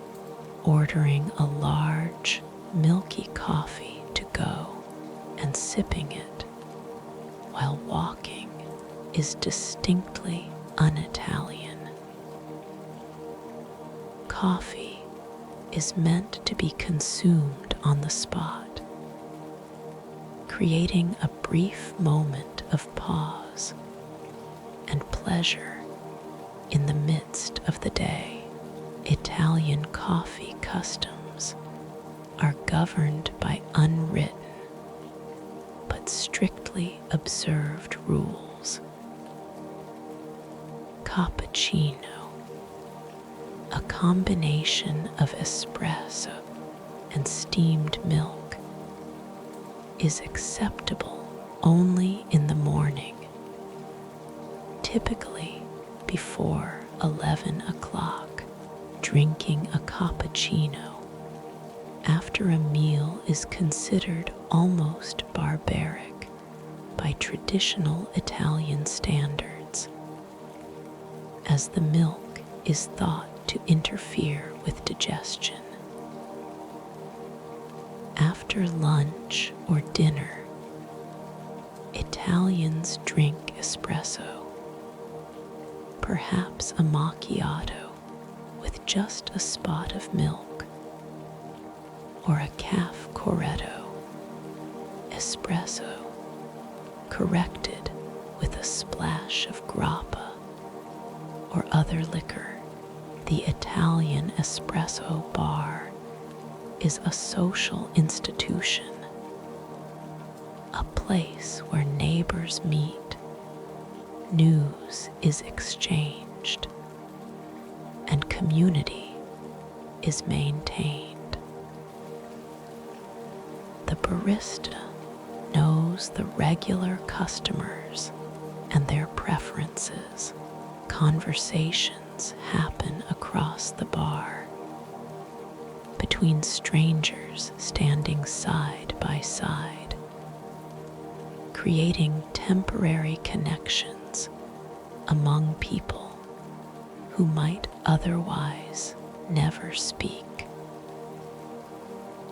The coffee itself is important, but equally important is the ritual, the rhythm, the brief human contact in an increasingly impersonal world.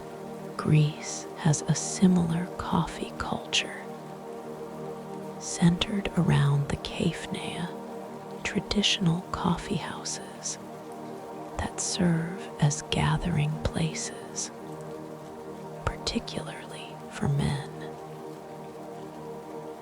Greek coffee, called Ellenikos cafes, is prepared similarly to Turkish coffee, using finely ground beans brewed in a small pot. Greeks drink their coffee slowly, making a single cup last for an hour or more while engaged in conversation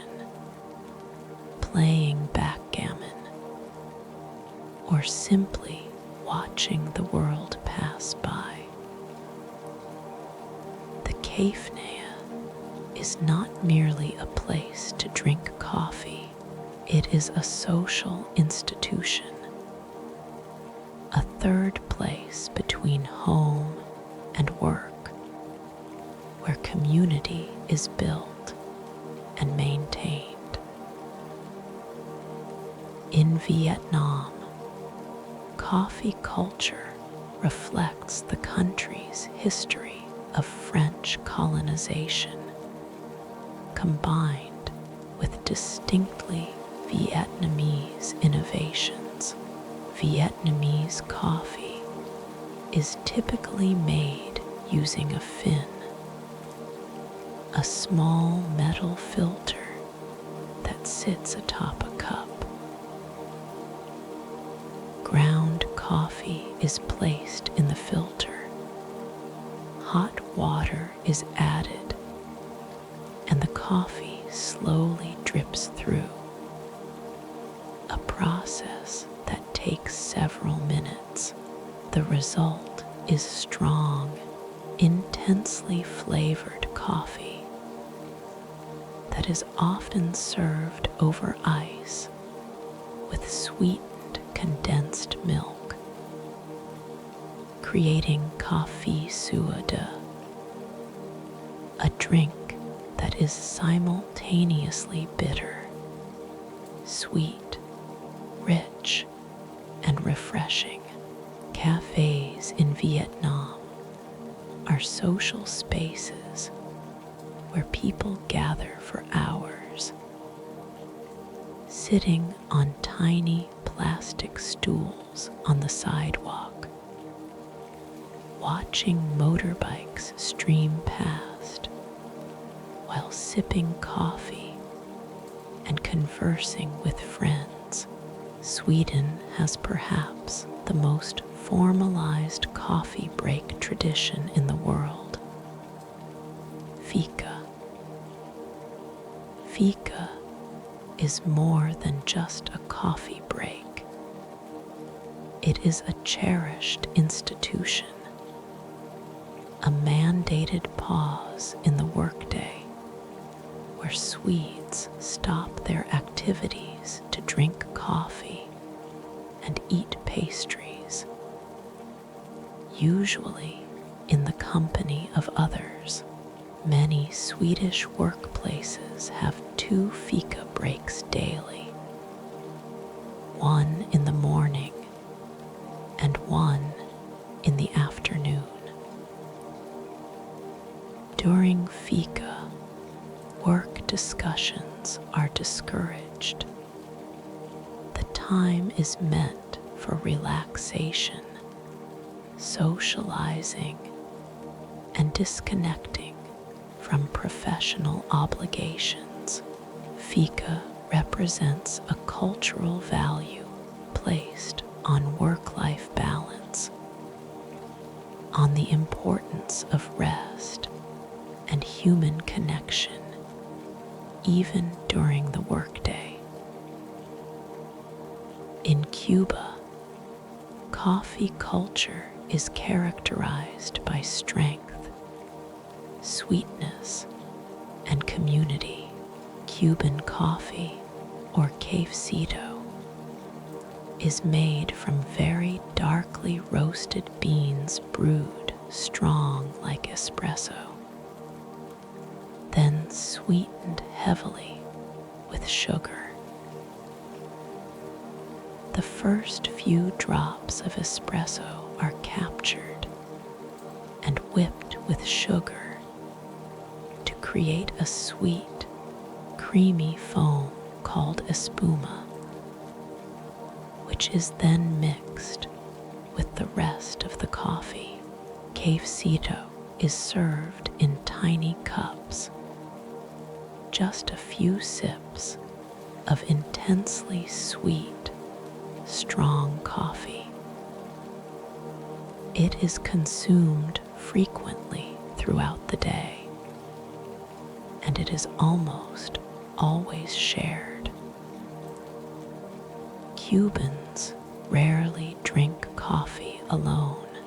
They make enough for everyone present, serving neighbors who stop by, co-workers taking a break, family members passing through the kitchen. Coffee is an excuse for gathering, for conversation, for maintaining the social fabric. Japan's Kisei, traditional coffee houses, represent yet another approach to coffee culture. Kisei emerged in Japan in the early 20th century and reached their peak in the mid-20th century. These establishments serve coffee with meticulous attention to detail, often using siphon brewers or carefully controlled pour-over methods.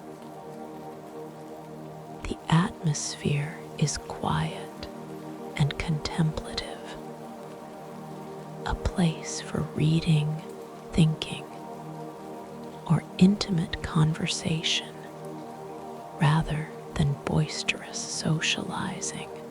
Many Kisei have been operated by the same family for generations, and regular customers have their preferred seats and coffee preferences known without asking. The focus is on craftsmanship, precision, and creating a small moment of perfection in an imperfect world. In New Zealand and Australia, flat white culture developed as a distinct coffee tradition. The flat white, invented in either Sydney or Auckland, depending on who you ask, is a double shot of espresso with microfoam milk, creating a drink that is stronger than a latte but smoother than a cappuccino. Australian and New Zealand coffee culture emphasizes quality and technique, with highly trained baristas taking pride in their craft. Coffee is meant to be savored and appreciated, with attention paid to bean origin, roast profile, and brewing precision. Middle Eastern coffee traditions beyond Turkey also deserve mention. Arabic coffee, or kahwa, is prepared with lightly roasted beans, often flavored with cardamom, and sometimes other spices like saffron or cloves. It is served from ornate long-spouted pots called dala into tiny cups without handles. The coffee is unsweetened, and dates are served alongside to provide sweetness. Like the Ethiopian ceremony, Arabic coffee service is an expression of hospitality, and refusing the coffee can be seen as insulting. The host continues to refill the guest's cup until the guest signals they have had enough by tilting the empty cup from side to side. New Orleans in the United States developed its own unique coffee tradition. Cafe au lait made with coffee blended with chicory root. This practice began during the Civil War when coffee was scarce,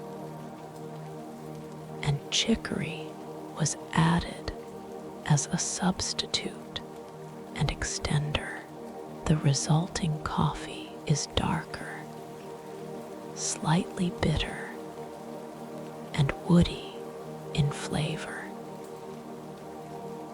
It is traditionally served with beignets, square French-style donuts covered in powdered sugar, creating a distinctly New Orleans experience that has endured for over a century and a half. These diverse coffee cultures remind us that coffee is never just coffee. It is always embedded in social contexts, carrying meanings that extend far beyond the beverage itself. Coffee can be a religious experience, a social lubricant, a daily ritual, a tool for hospitality, an expression of craftsmanship, or a symbol of community. The beans may travel globally, but the meanings are created locally, shaped by history, values, and human needs. When we drink coffee, we participate in these cultural traditions, whether we are conscious of it or not, connecting ourselves to practices that span continents and centuries. For centuries, coffee has been viewed with suspicion by medical authorities, blamed for various ailments, and considered a vice to be moderated or avoided entirely. Physicians warned that coffee would damage the nerves, weaken the constitution, and shorten life. As recently as the mid-20th century, pregnant women were routinely told to avoid coffee, and people with heart conditions were instructed to eliminate it from their diets completely. Yet modern scientific research has dramatically reversed this understanding, revealing coffee to be one of the most beneficial beverages humans regularly consume. The most striking findings come from large-scale epidemiological studies tracking hundreds of thousands of people over many years. One such study followed over 500,000 people for a full decade, examining the relationship between coffee consumption and mortality. The results surprised even the researchers. People who drank 6 to 7 cups of coffee daily showed a 16% lower risk of early death from any cause compared to those who drank no coffee at all. This protective effect existed even after controlling for other lifestyle factors like smoking, exercise, and diet. The relationship between coffee consumption and mortality follows what scientists call a U-shaped curve. Non-drinkers have a certain baseline risk. As coffee consumption increases from 0 to about 4 or 5 cups daily, mortality risk decreases. The benefit peaks somewhere between 3 and 7 cups per day, depending on the study. Beyond this point, in the range of 8 or more cups daily, the protective effect begins to diminish.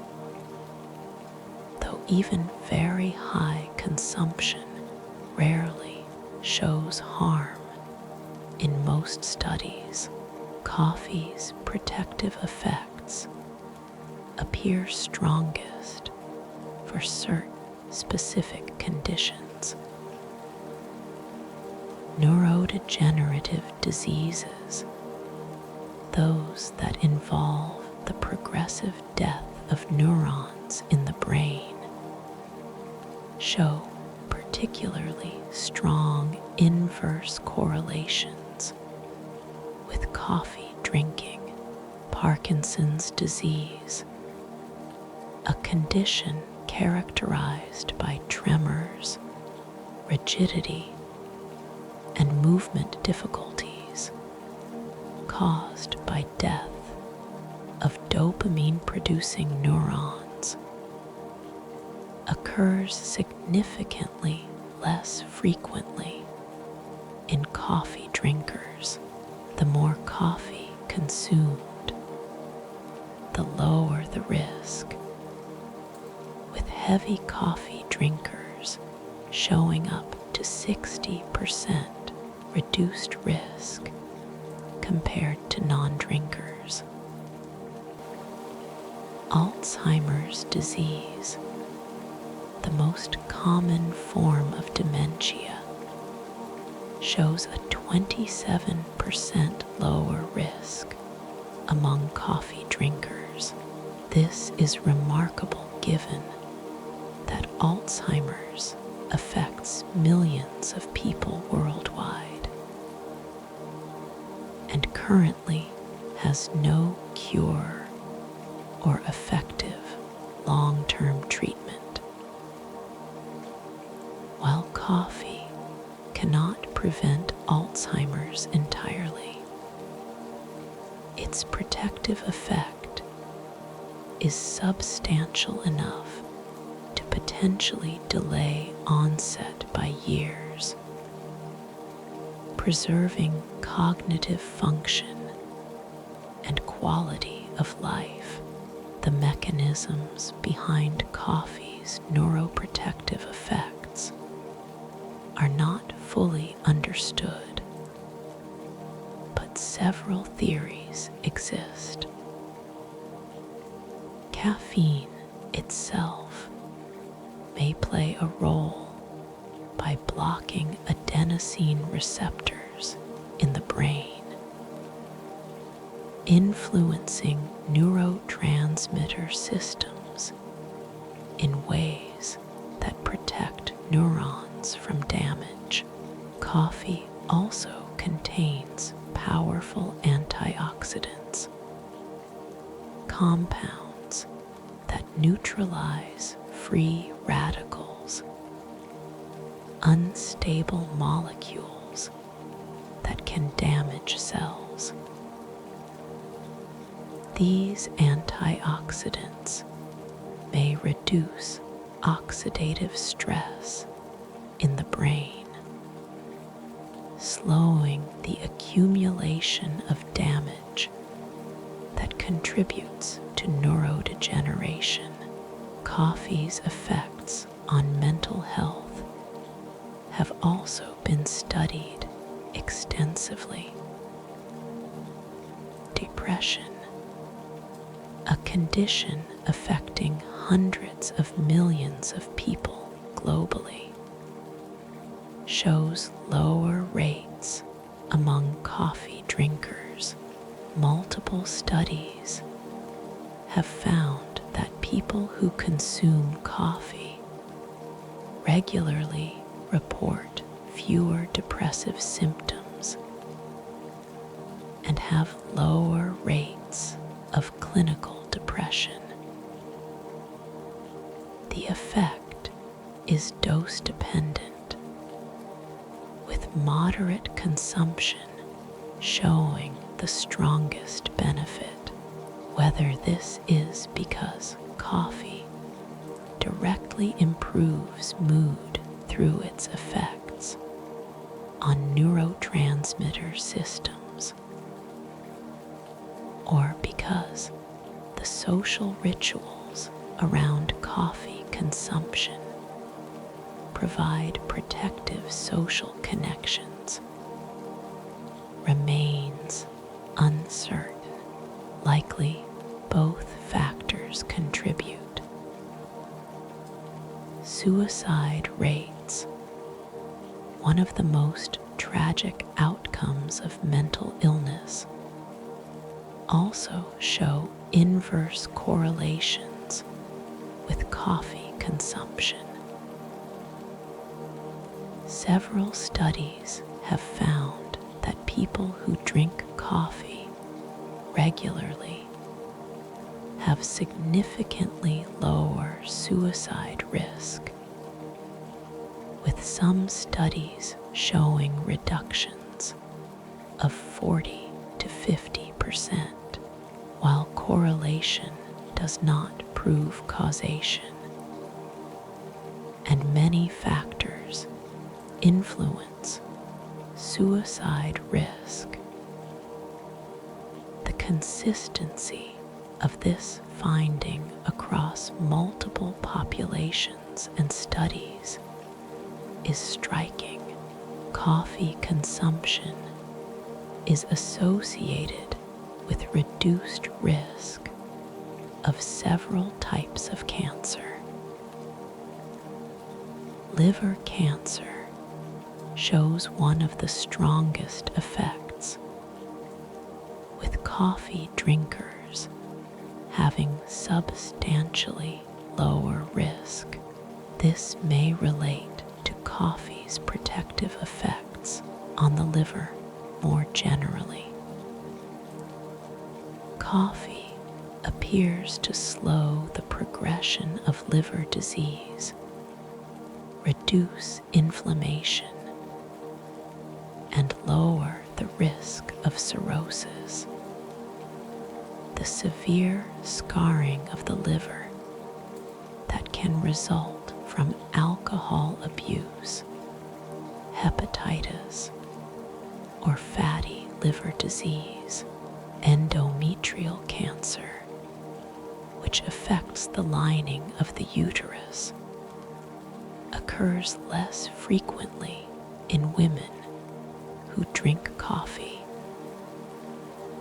Prostate cancer in men shows similar patterns. Melanoma, the deadliest form of skin cancer, and non-melanoma skin cancers also appear less common among coffee drinkers.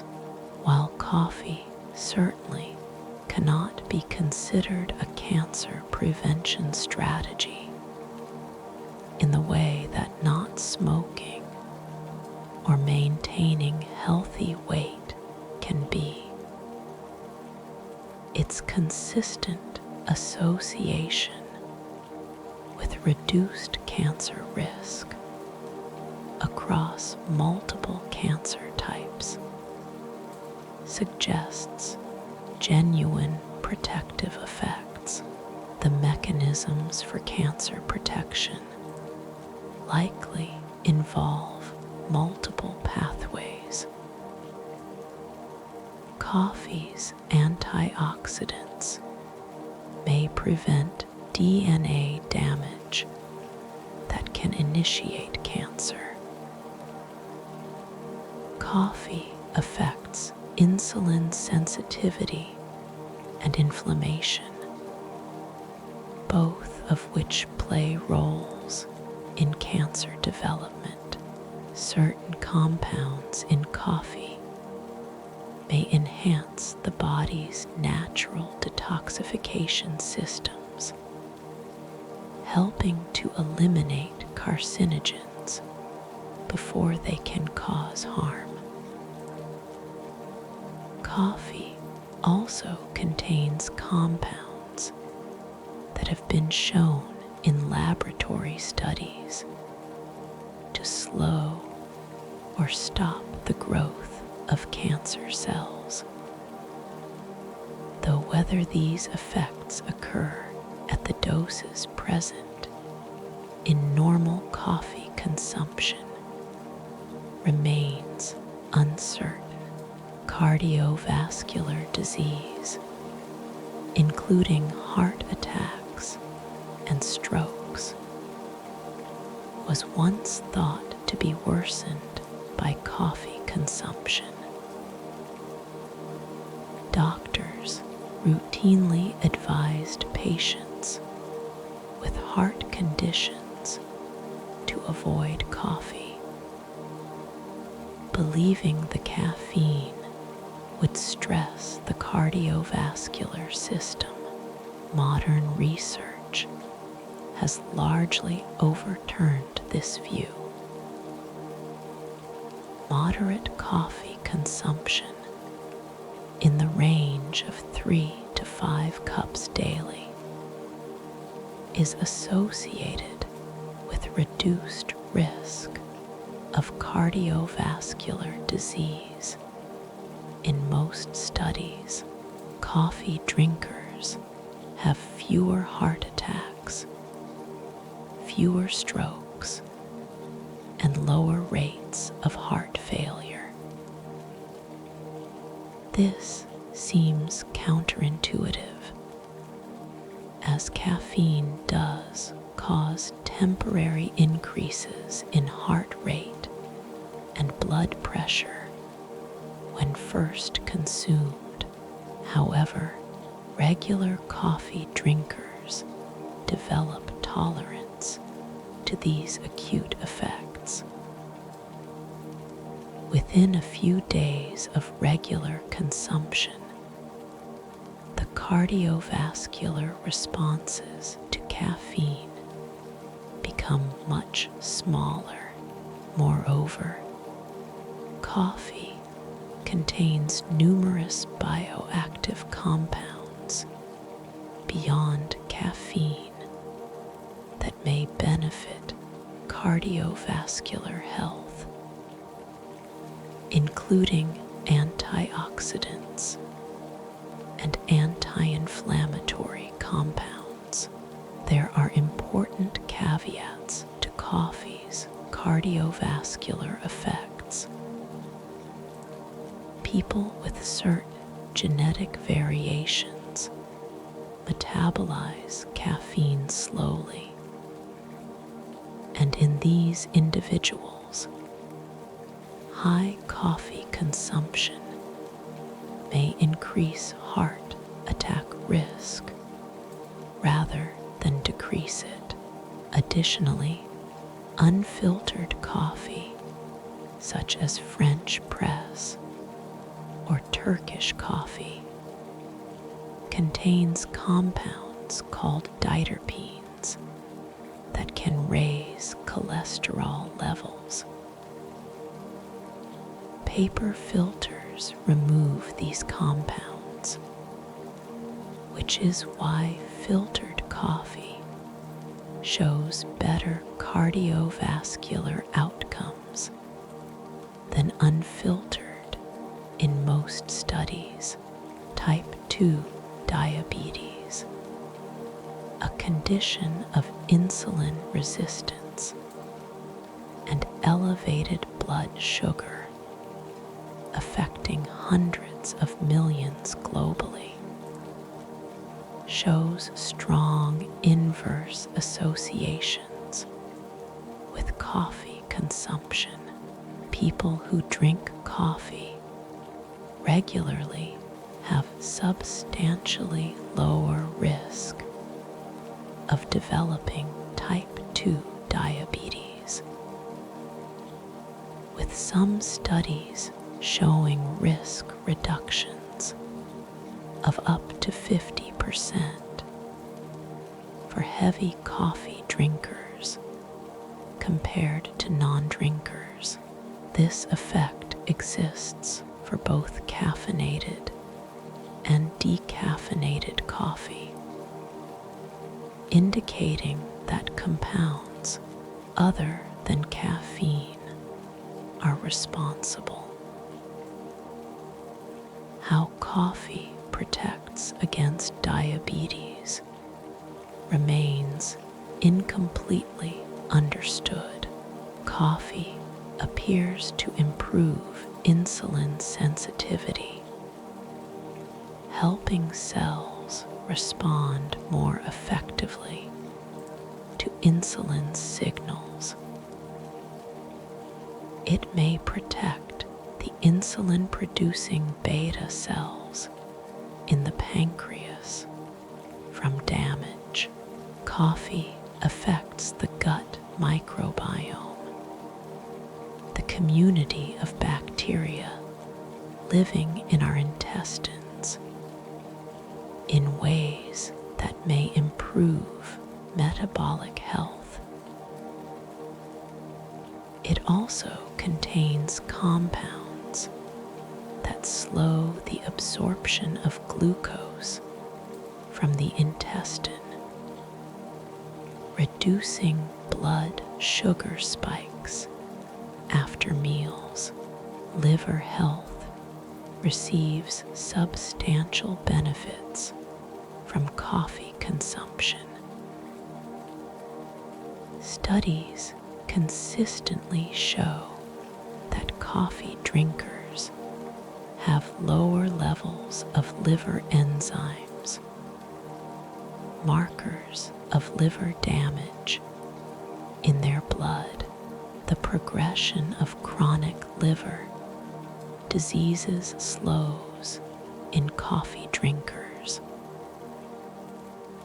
The risk of cirrhosis, severe liver scarring, is reduced by up to 80% in heavy coffee drinkers compared to non-drinkers. Even among people with existing liver disease, including those with hepatitis C or fatty liver disease. Coffee consumption is associated with slower disease progression and better outcomes. Athletic performance improves with caffeine consumption, which is why caffeine is one of the most commonly used supplements among athletes. Caffeine reduces perceived exertion, making exercise feel easier. It mobilizes fat stores, providing additional fuel for muscles. It enhances muscle contraction strength and delays fatigue. The performance improvements are modest, typically in the range of 2 to 4%. But at elite levels of competition, this can mean the difference between winning and losing. However, coffee is not universally beneficial. Some people experience negative effects that outweigh any potential benefits. Anxiety disorders can be exacerbated by caffeine, as caffeine's stimulating effects can trigger or worsen anxiety symptoms, including panic attacks in susceptible individuals. People with certain heart rhythm abnormalities may experience palpitations or irregular heartbeats from caffeine. Gastroesophageal reflux disease, where stomach acid flows back into the esophagus, is often worsened by coffee, which relaxes the sphincter that normally prevents this backflow. Pregnancy represents a special case where the recommendations are more conservative.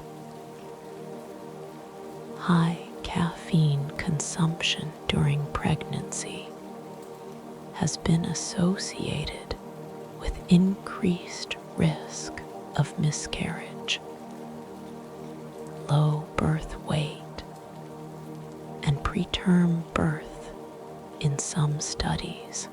Most medical organizations recommend that pregnant women limit caffeine intake to no more than 200 milligrams daily, roughly 2 cups of coffee. Some women choose to avoid coffee entirely during pregnancy out of an abundance of caution. Coffee consumption can interfere with certain medications. It increases the blood levels of some drugs while decreasing others, potentially leading to side effects or reduced effectiveness. Anyone taking regular medications should discuss coffee consumption with their healthcare provider to ensure no problematic interactions exist. The question of whether coffee is healthy does not have a simple yes or no answer for most adults without specific contraindications. Moderate coffee consumption in the range of 3 to 5 cups daily appears to be not just safe, but actively beneficial, associated with reduced risk of numerous diseases and lower overall mortality. However, individual responses vary widely, and what is beneficial for one person may be problematic for another. Genetics, existing health conditions, medications, and personal sensitivity all influence whether coffee is helpful or harmful for any given individual. What is clear from the accumulated research is that the historical view of coffee as harmful was incorrect. The evidence now supports coffee as one of the richest sources of antioxidants in the modern diet, a beverage associated with protection against numerous chronic diseases,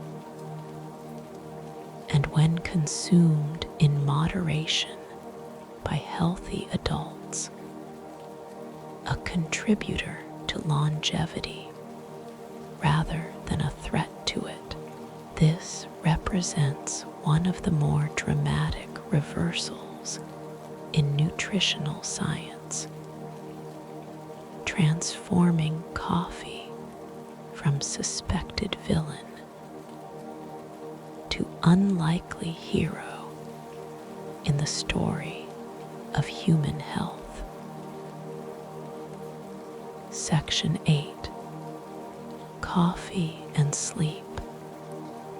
The complete picture. 15 minutes now we return to sleep, the state you are entering, and examine coffee's complex relationship with the rest that all humans require. Coffee energizes our waking hours, yet it is this very quality that makes it one of the most significant disruptors of sleep in modern life. Understanding how coffee affects sleep requires exploring not just caffeine's immediate effects, but the intricate ways it interacts with our sleep biology over hours and even days. Caffeine is the primary psychoactive compound in coffee, though coffee contains hundreds of other chemicals. When you drink coffee, caffeine is absorbed rapidly through the stomach and small intestine, entering the bloodstream within 15 to 45 minutes. It crosses the blood-brain barrier easily, entering the brain where it exerts its wakeful effects. The mechanism is elegant in its simplicity.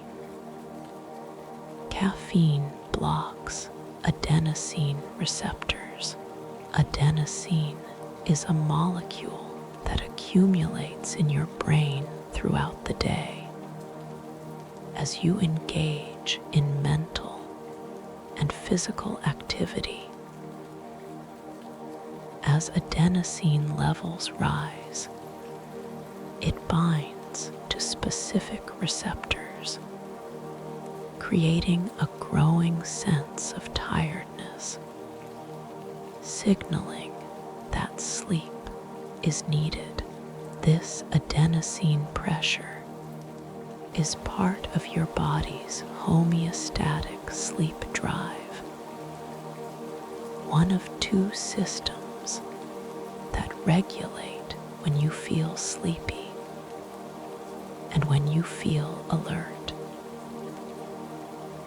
Caffeine molecules are similar enough in shape to adenosine that they fit into adenosine receptors, blocking them like a key jammed in a lock. With the receptors blocked, you do not feel the accumulated tiredness that adenosine is signaling, even though the adenosine is still present and still building. This blockade is temporary. Caffeine does not eliminate adenosine or reduce sleep need. It merely masks the signals. When caffeine is eventually metabolized and cleared from your system, the adenosine that has been building up all along suddenly has access to its receptors. This is why, when caffeine wears off, people often experience a crash, a sudden wave of tiredness that can feel overwhelming. The half-life of caffeine, the time it takes for your body to eliminate half of the caffeine you consumed, varies widely among individuals, ranging from 2 to 10 hours. In healthy adults, the average is around 5 to 6 hours, meaning that if you drink a cup of coffee containing 100 milligrams of caffeine at 3 in the afternoon, by 9 that evening, you still have roughly 50 milligrams circulating in your system. By 3 in the morning, you still have 25 milligrams. This prolonged presence in the body is why coffee consumed even many hours before bedtime can disrupt sleep. Research has demonstrated that caffeine consumed 6 hours before bedtime reduces total sleep time by over 1 hour. This finding is particularly important because many people believe that as long as they can fall asleep, coffee earlier in the day does not affect them. The studies show otherwise. Even when people successfully fall asleep after consuming caffeine hours earlier, their sleep architecture is disrupted. Sleep is not a uniform state, but rather consists of different stages that cycle throughout the night. Non-REM sleep includes 3 stages. None, light sleep where you are drifting off. Entwo, slightly deeper sleep where you spend roughly half the night. And N3, deep sleep, also called slow wave sleep, which is the most restorative stage. REM sleep, where most dreaming occurs, is important for memory consolidation and emotional processing. A full sleep cycle through these stages takes approximately 90 minutes, and a typical night includes 4 to 6 such cycles. Caffeine fundamentally alters this architecture. It does not simply reduce total sleep time. It changes the quality and composition of the sleep you do get. Caffeine increases the proportion of light sleep, stages none and Entwo, while reducing the amount of deep sleep, stage And 3, deep sleep is crucial for physical restoration, immune function, and clearing metabolic waste from the brain. When caffeine reduces deep sleep, even if you spend 8 hours in bed, you wake up less restored than you should be. Studies examining different doses and timing have revealed a dose-dependent relationship. A dose of 100 milligrams of caffeine, roughly 1 cup of coffee, consumed up to 4 hours before bedtime, produces minimal sleep disruption in most people. A dose of 200 milligrams, about 2 cups, produces noticeable disruption even at 4 hours before bed. A dose of 400 milligrams, roughly 4 cups, significantly disrupts sleep even when consumed 6 hours before bedtime. When 400 milligrams of caffeine is consumed within 4 hours of bedtime, the effects are dramatic. Total sleep time decreases significantly. The time it takes to fall asleep, called sleep latency, increases by 17 to 24 minutes on average. The number and duration of awakenings during the night increases. Sleep efficiency, the percentage of time in bed actually spent asleep, decreases substantially. And most importantly, the proportion of deep, restorative sleep is markedly reduced even when caffeine is consumed at bedtime. 3 hours before bed or 6 hours before bed, significant sleep disturbances occur. The 3-hour window shows obvious disruption that most people would notice: difficulty falling asleep, more frequent awakenings, less overall sleep.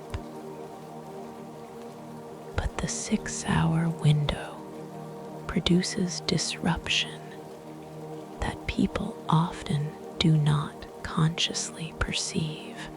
They may fall asleep at their normal time and feel they slept normally. Yet, objective measurements show reduced sleep efficiency and altered sleep architecture. This creates a dangerous illusion. Many people believe they are immune to caffeine's sleep effects because they can drink coffee in the afternoon and still fall asleep at night. What they do not realize is that their sleep quality is compromised even when they are unaware of it. They wake up feeling less rested, but they attribute this to stress, aging, or poor sleep habits rather than to the coffee they drink.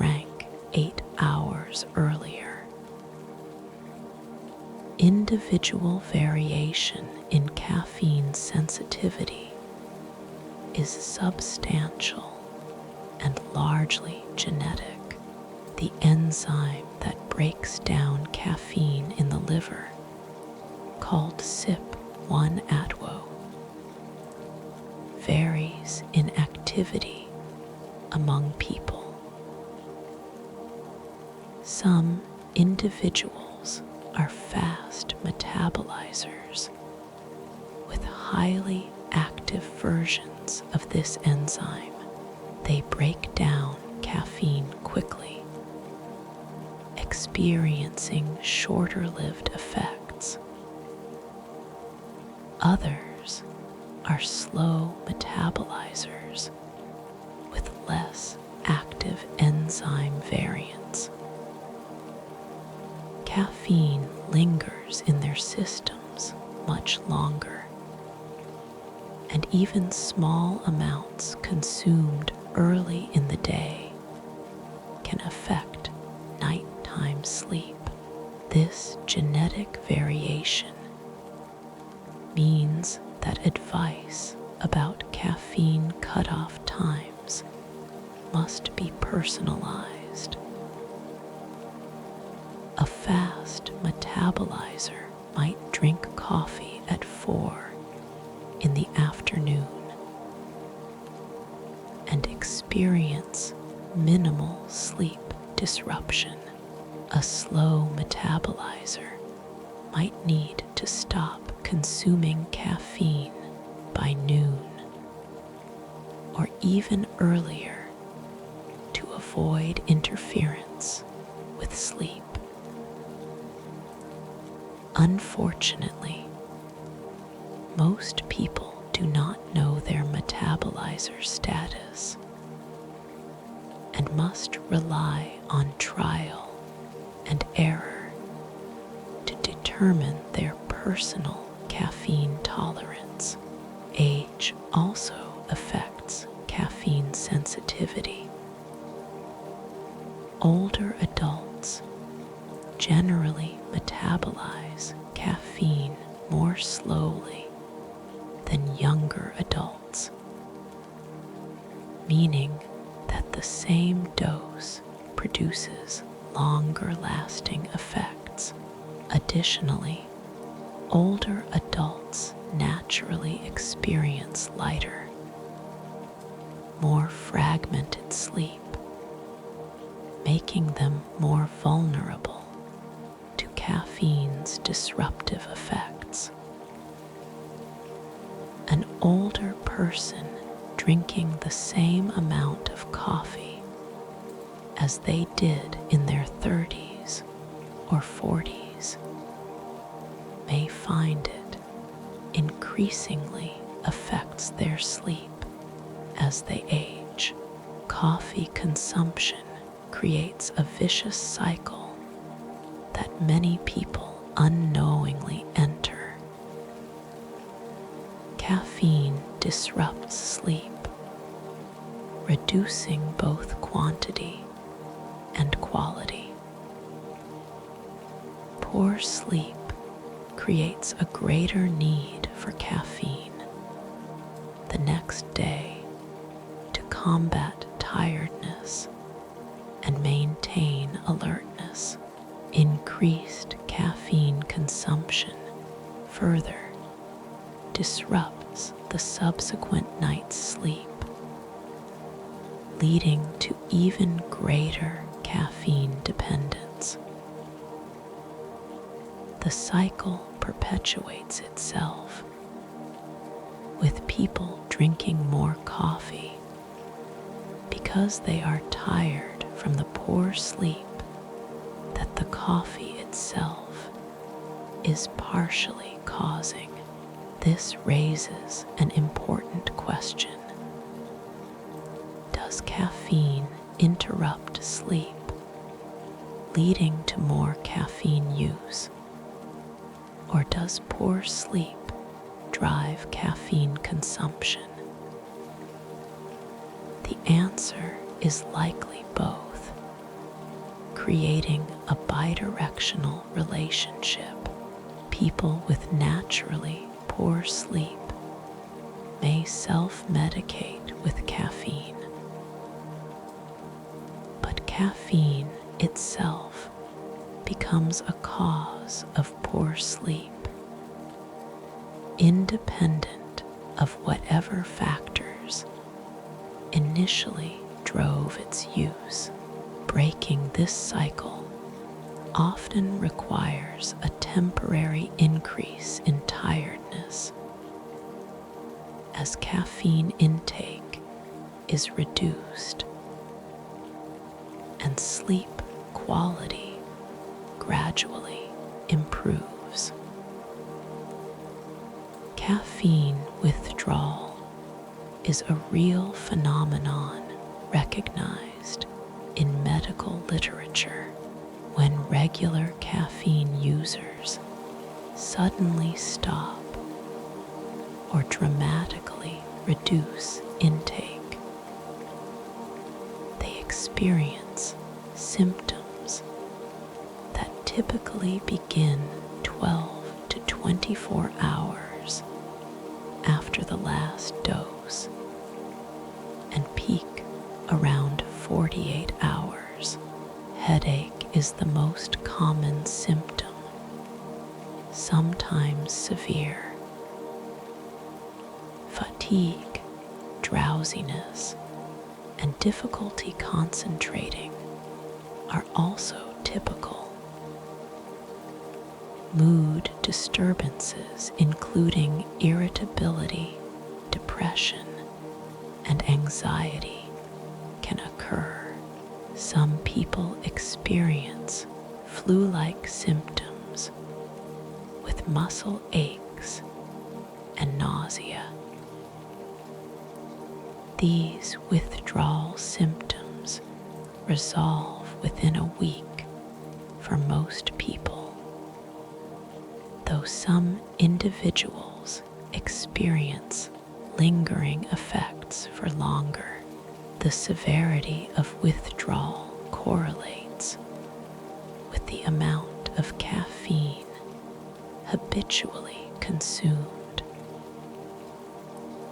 Someone drinking 1 or 2 cups of coffee daily will experience milder withdrawal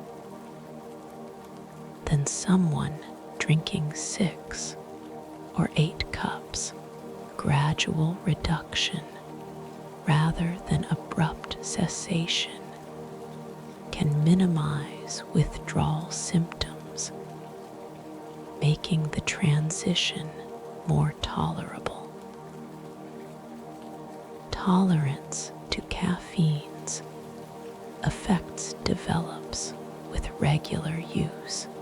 Your body adapts by producing more adenosine receptors to compensate for the blocked ones. This means that over time, the same dose of caffeine produces smaller effects. The alertness boost diminishes. The mood elevation becomes less pronounced.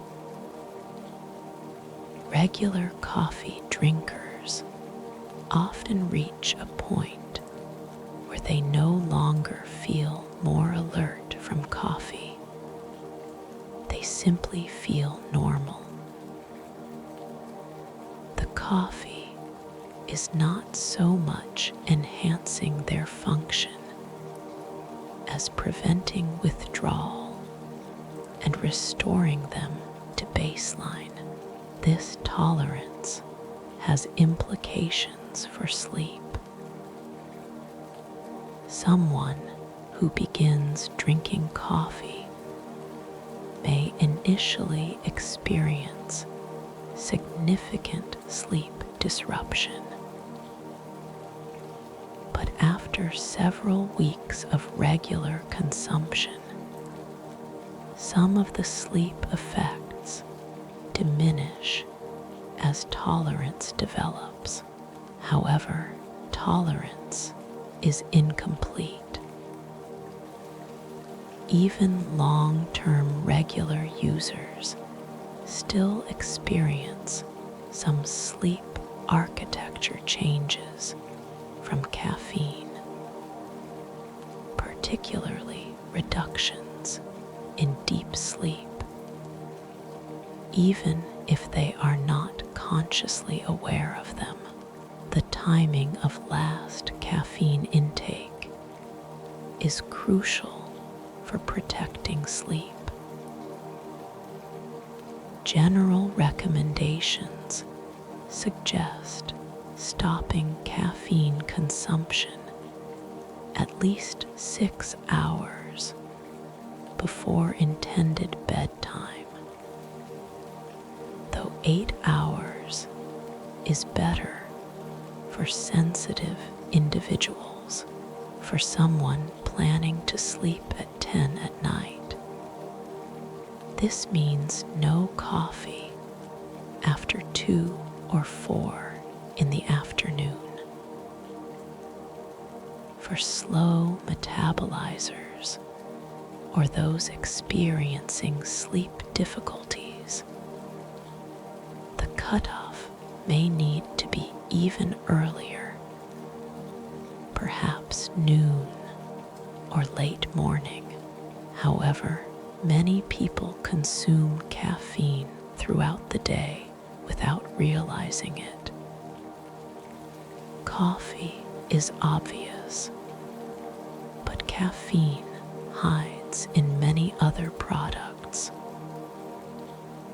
Tea contains significant caffeine, though typically less than coffee.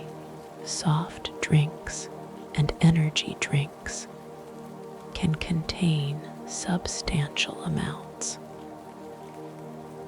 Chocolate contains small amounts of caffeine, and a related compound called theobromine with similar effects. Some pain relievers and medications contain caffeine as an active ingredient. All of these sources contribute to total daily caffeine intake and can affect sleep. The relationship between coffee and sleep is paradoxical.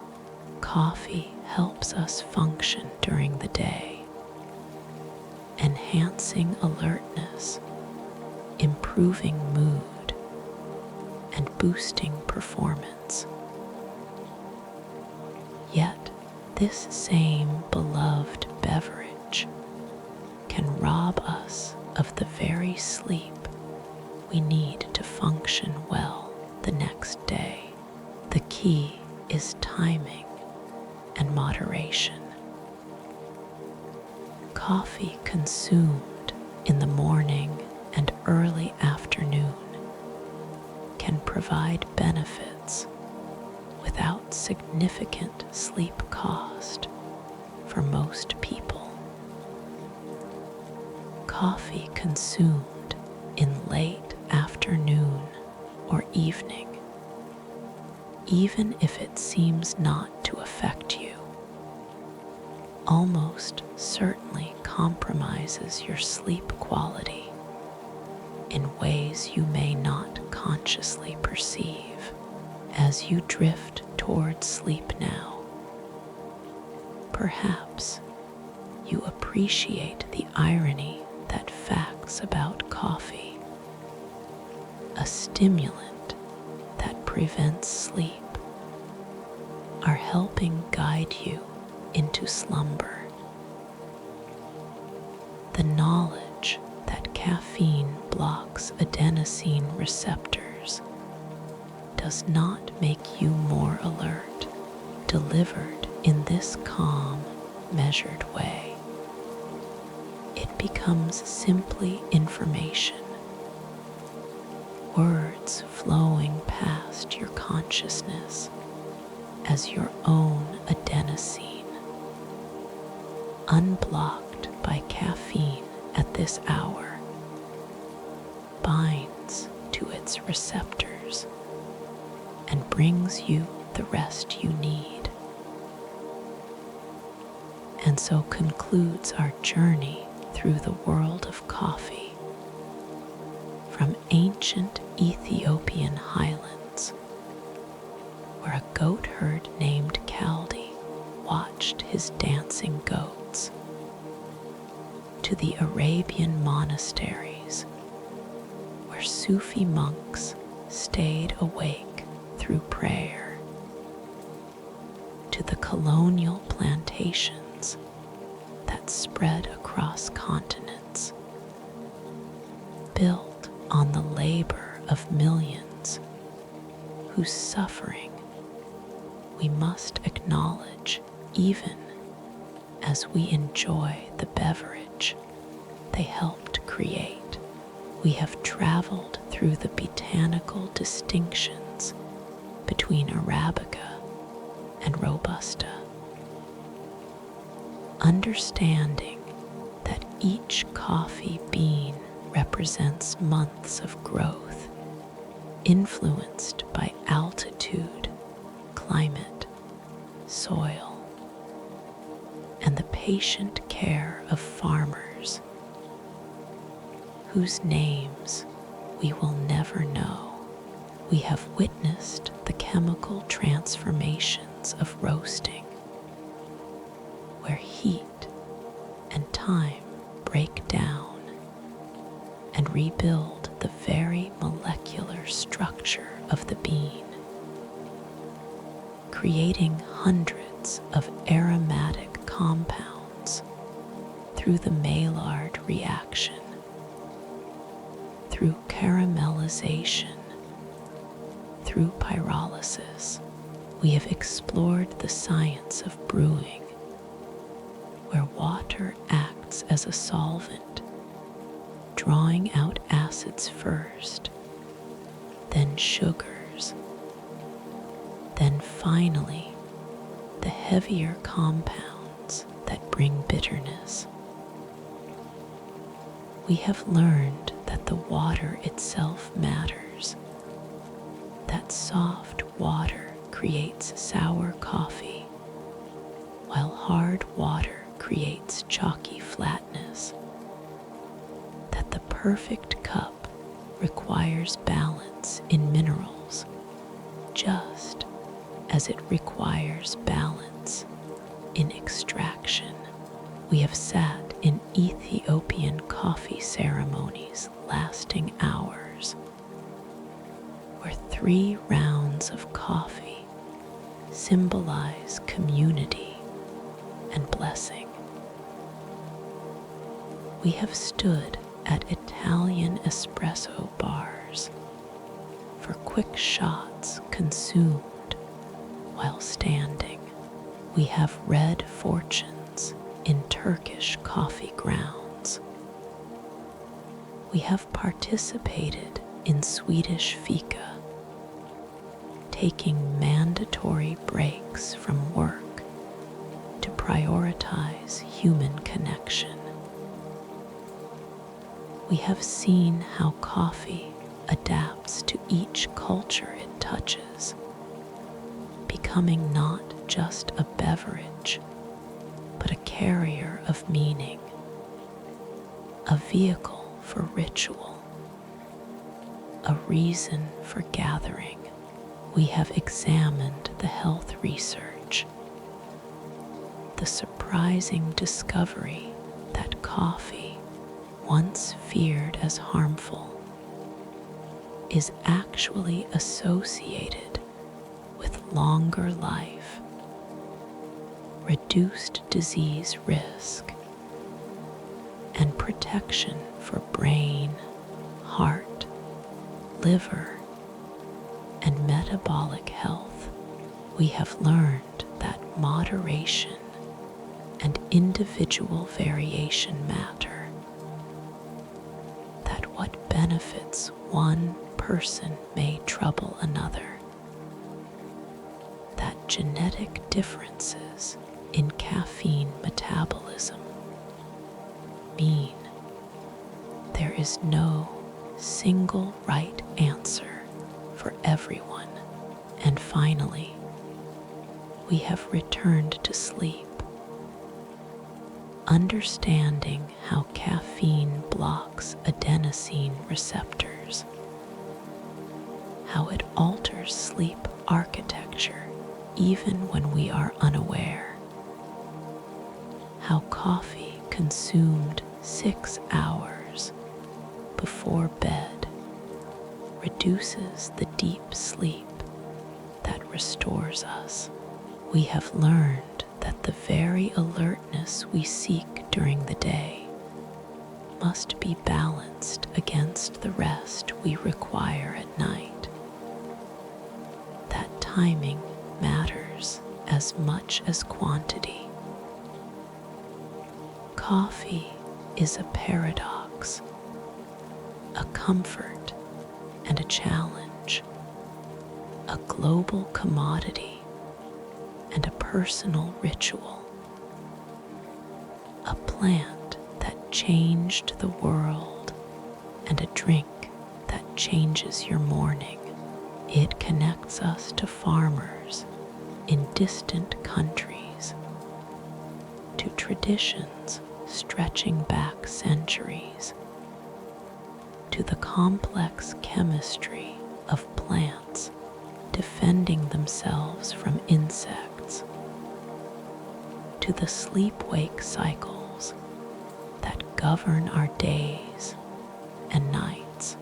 When you wake, you may reach for coffee as billions do each morning, and now you will carry with you the knowledge of where it came from, how it was processed and roasted, what happens when you brew it, how different cultures have made it their own, what it does for your health, and yes, what it does to your sleep. You will drink it not just as a beverage, but as a connection to history, to science, to culture, to the rhythms of waking and sleeping that define our human lives. But for now, sleep. Let these facts settle into your mind as your body settles into rest. Let the story of coffee, complete and comprehensive, fade into the background as your thoughts drift and dissolve. The coffee you might drink tomorrow will still be there, waiting. The knowledge you have gained tonight will remain with you. But this moment is for rest, for the deep sleep that restores your brain and body, for the dreams that process your experiences, for the unconscious healing that only sleep provides.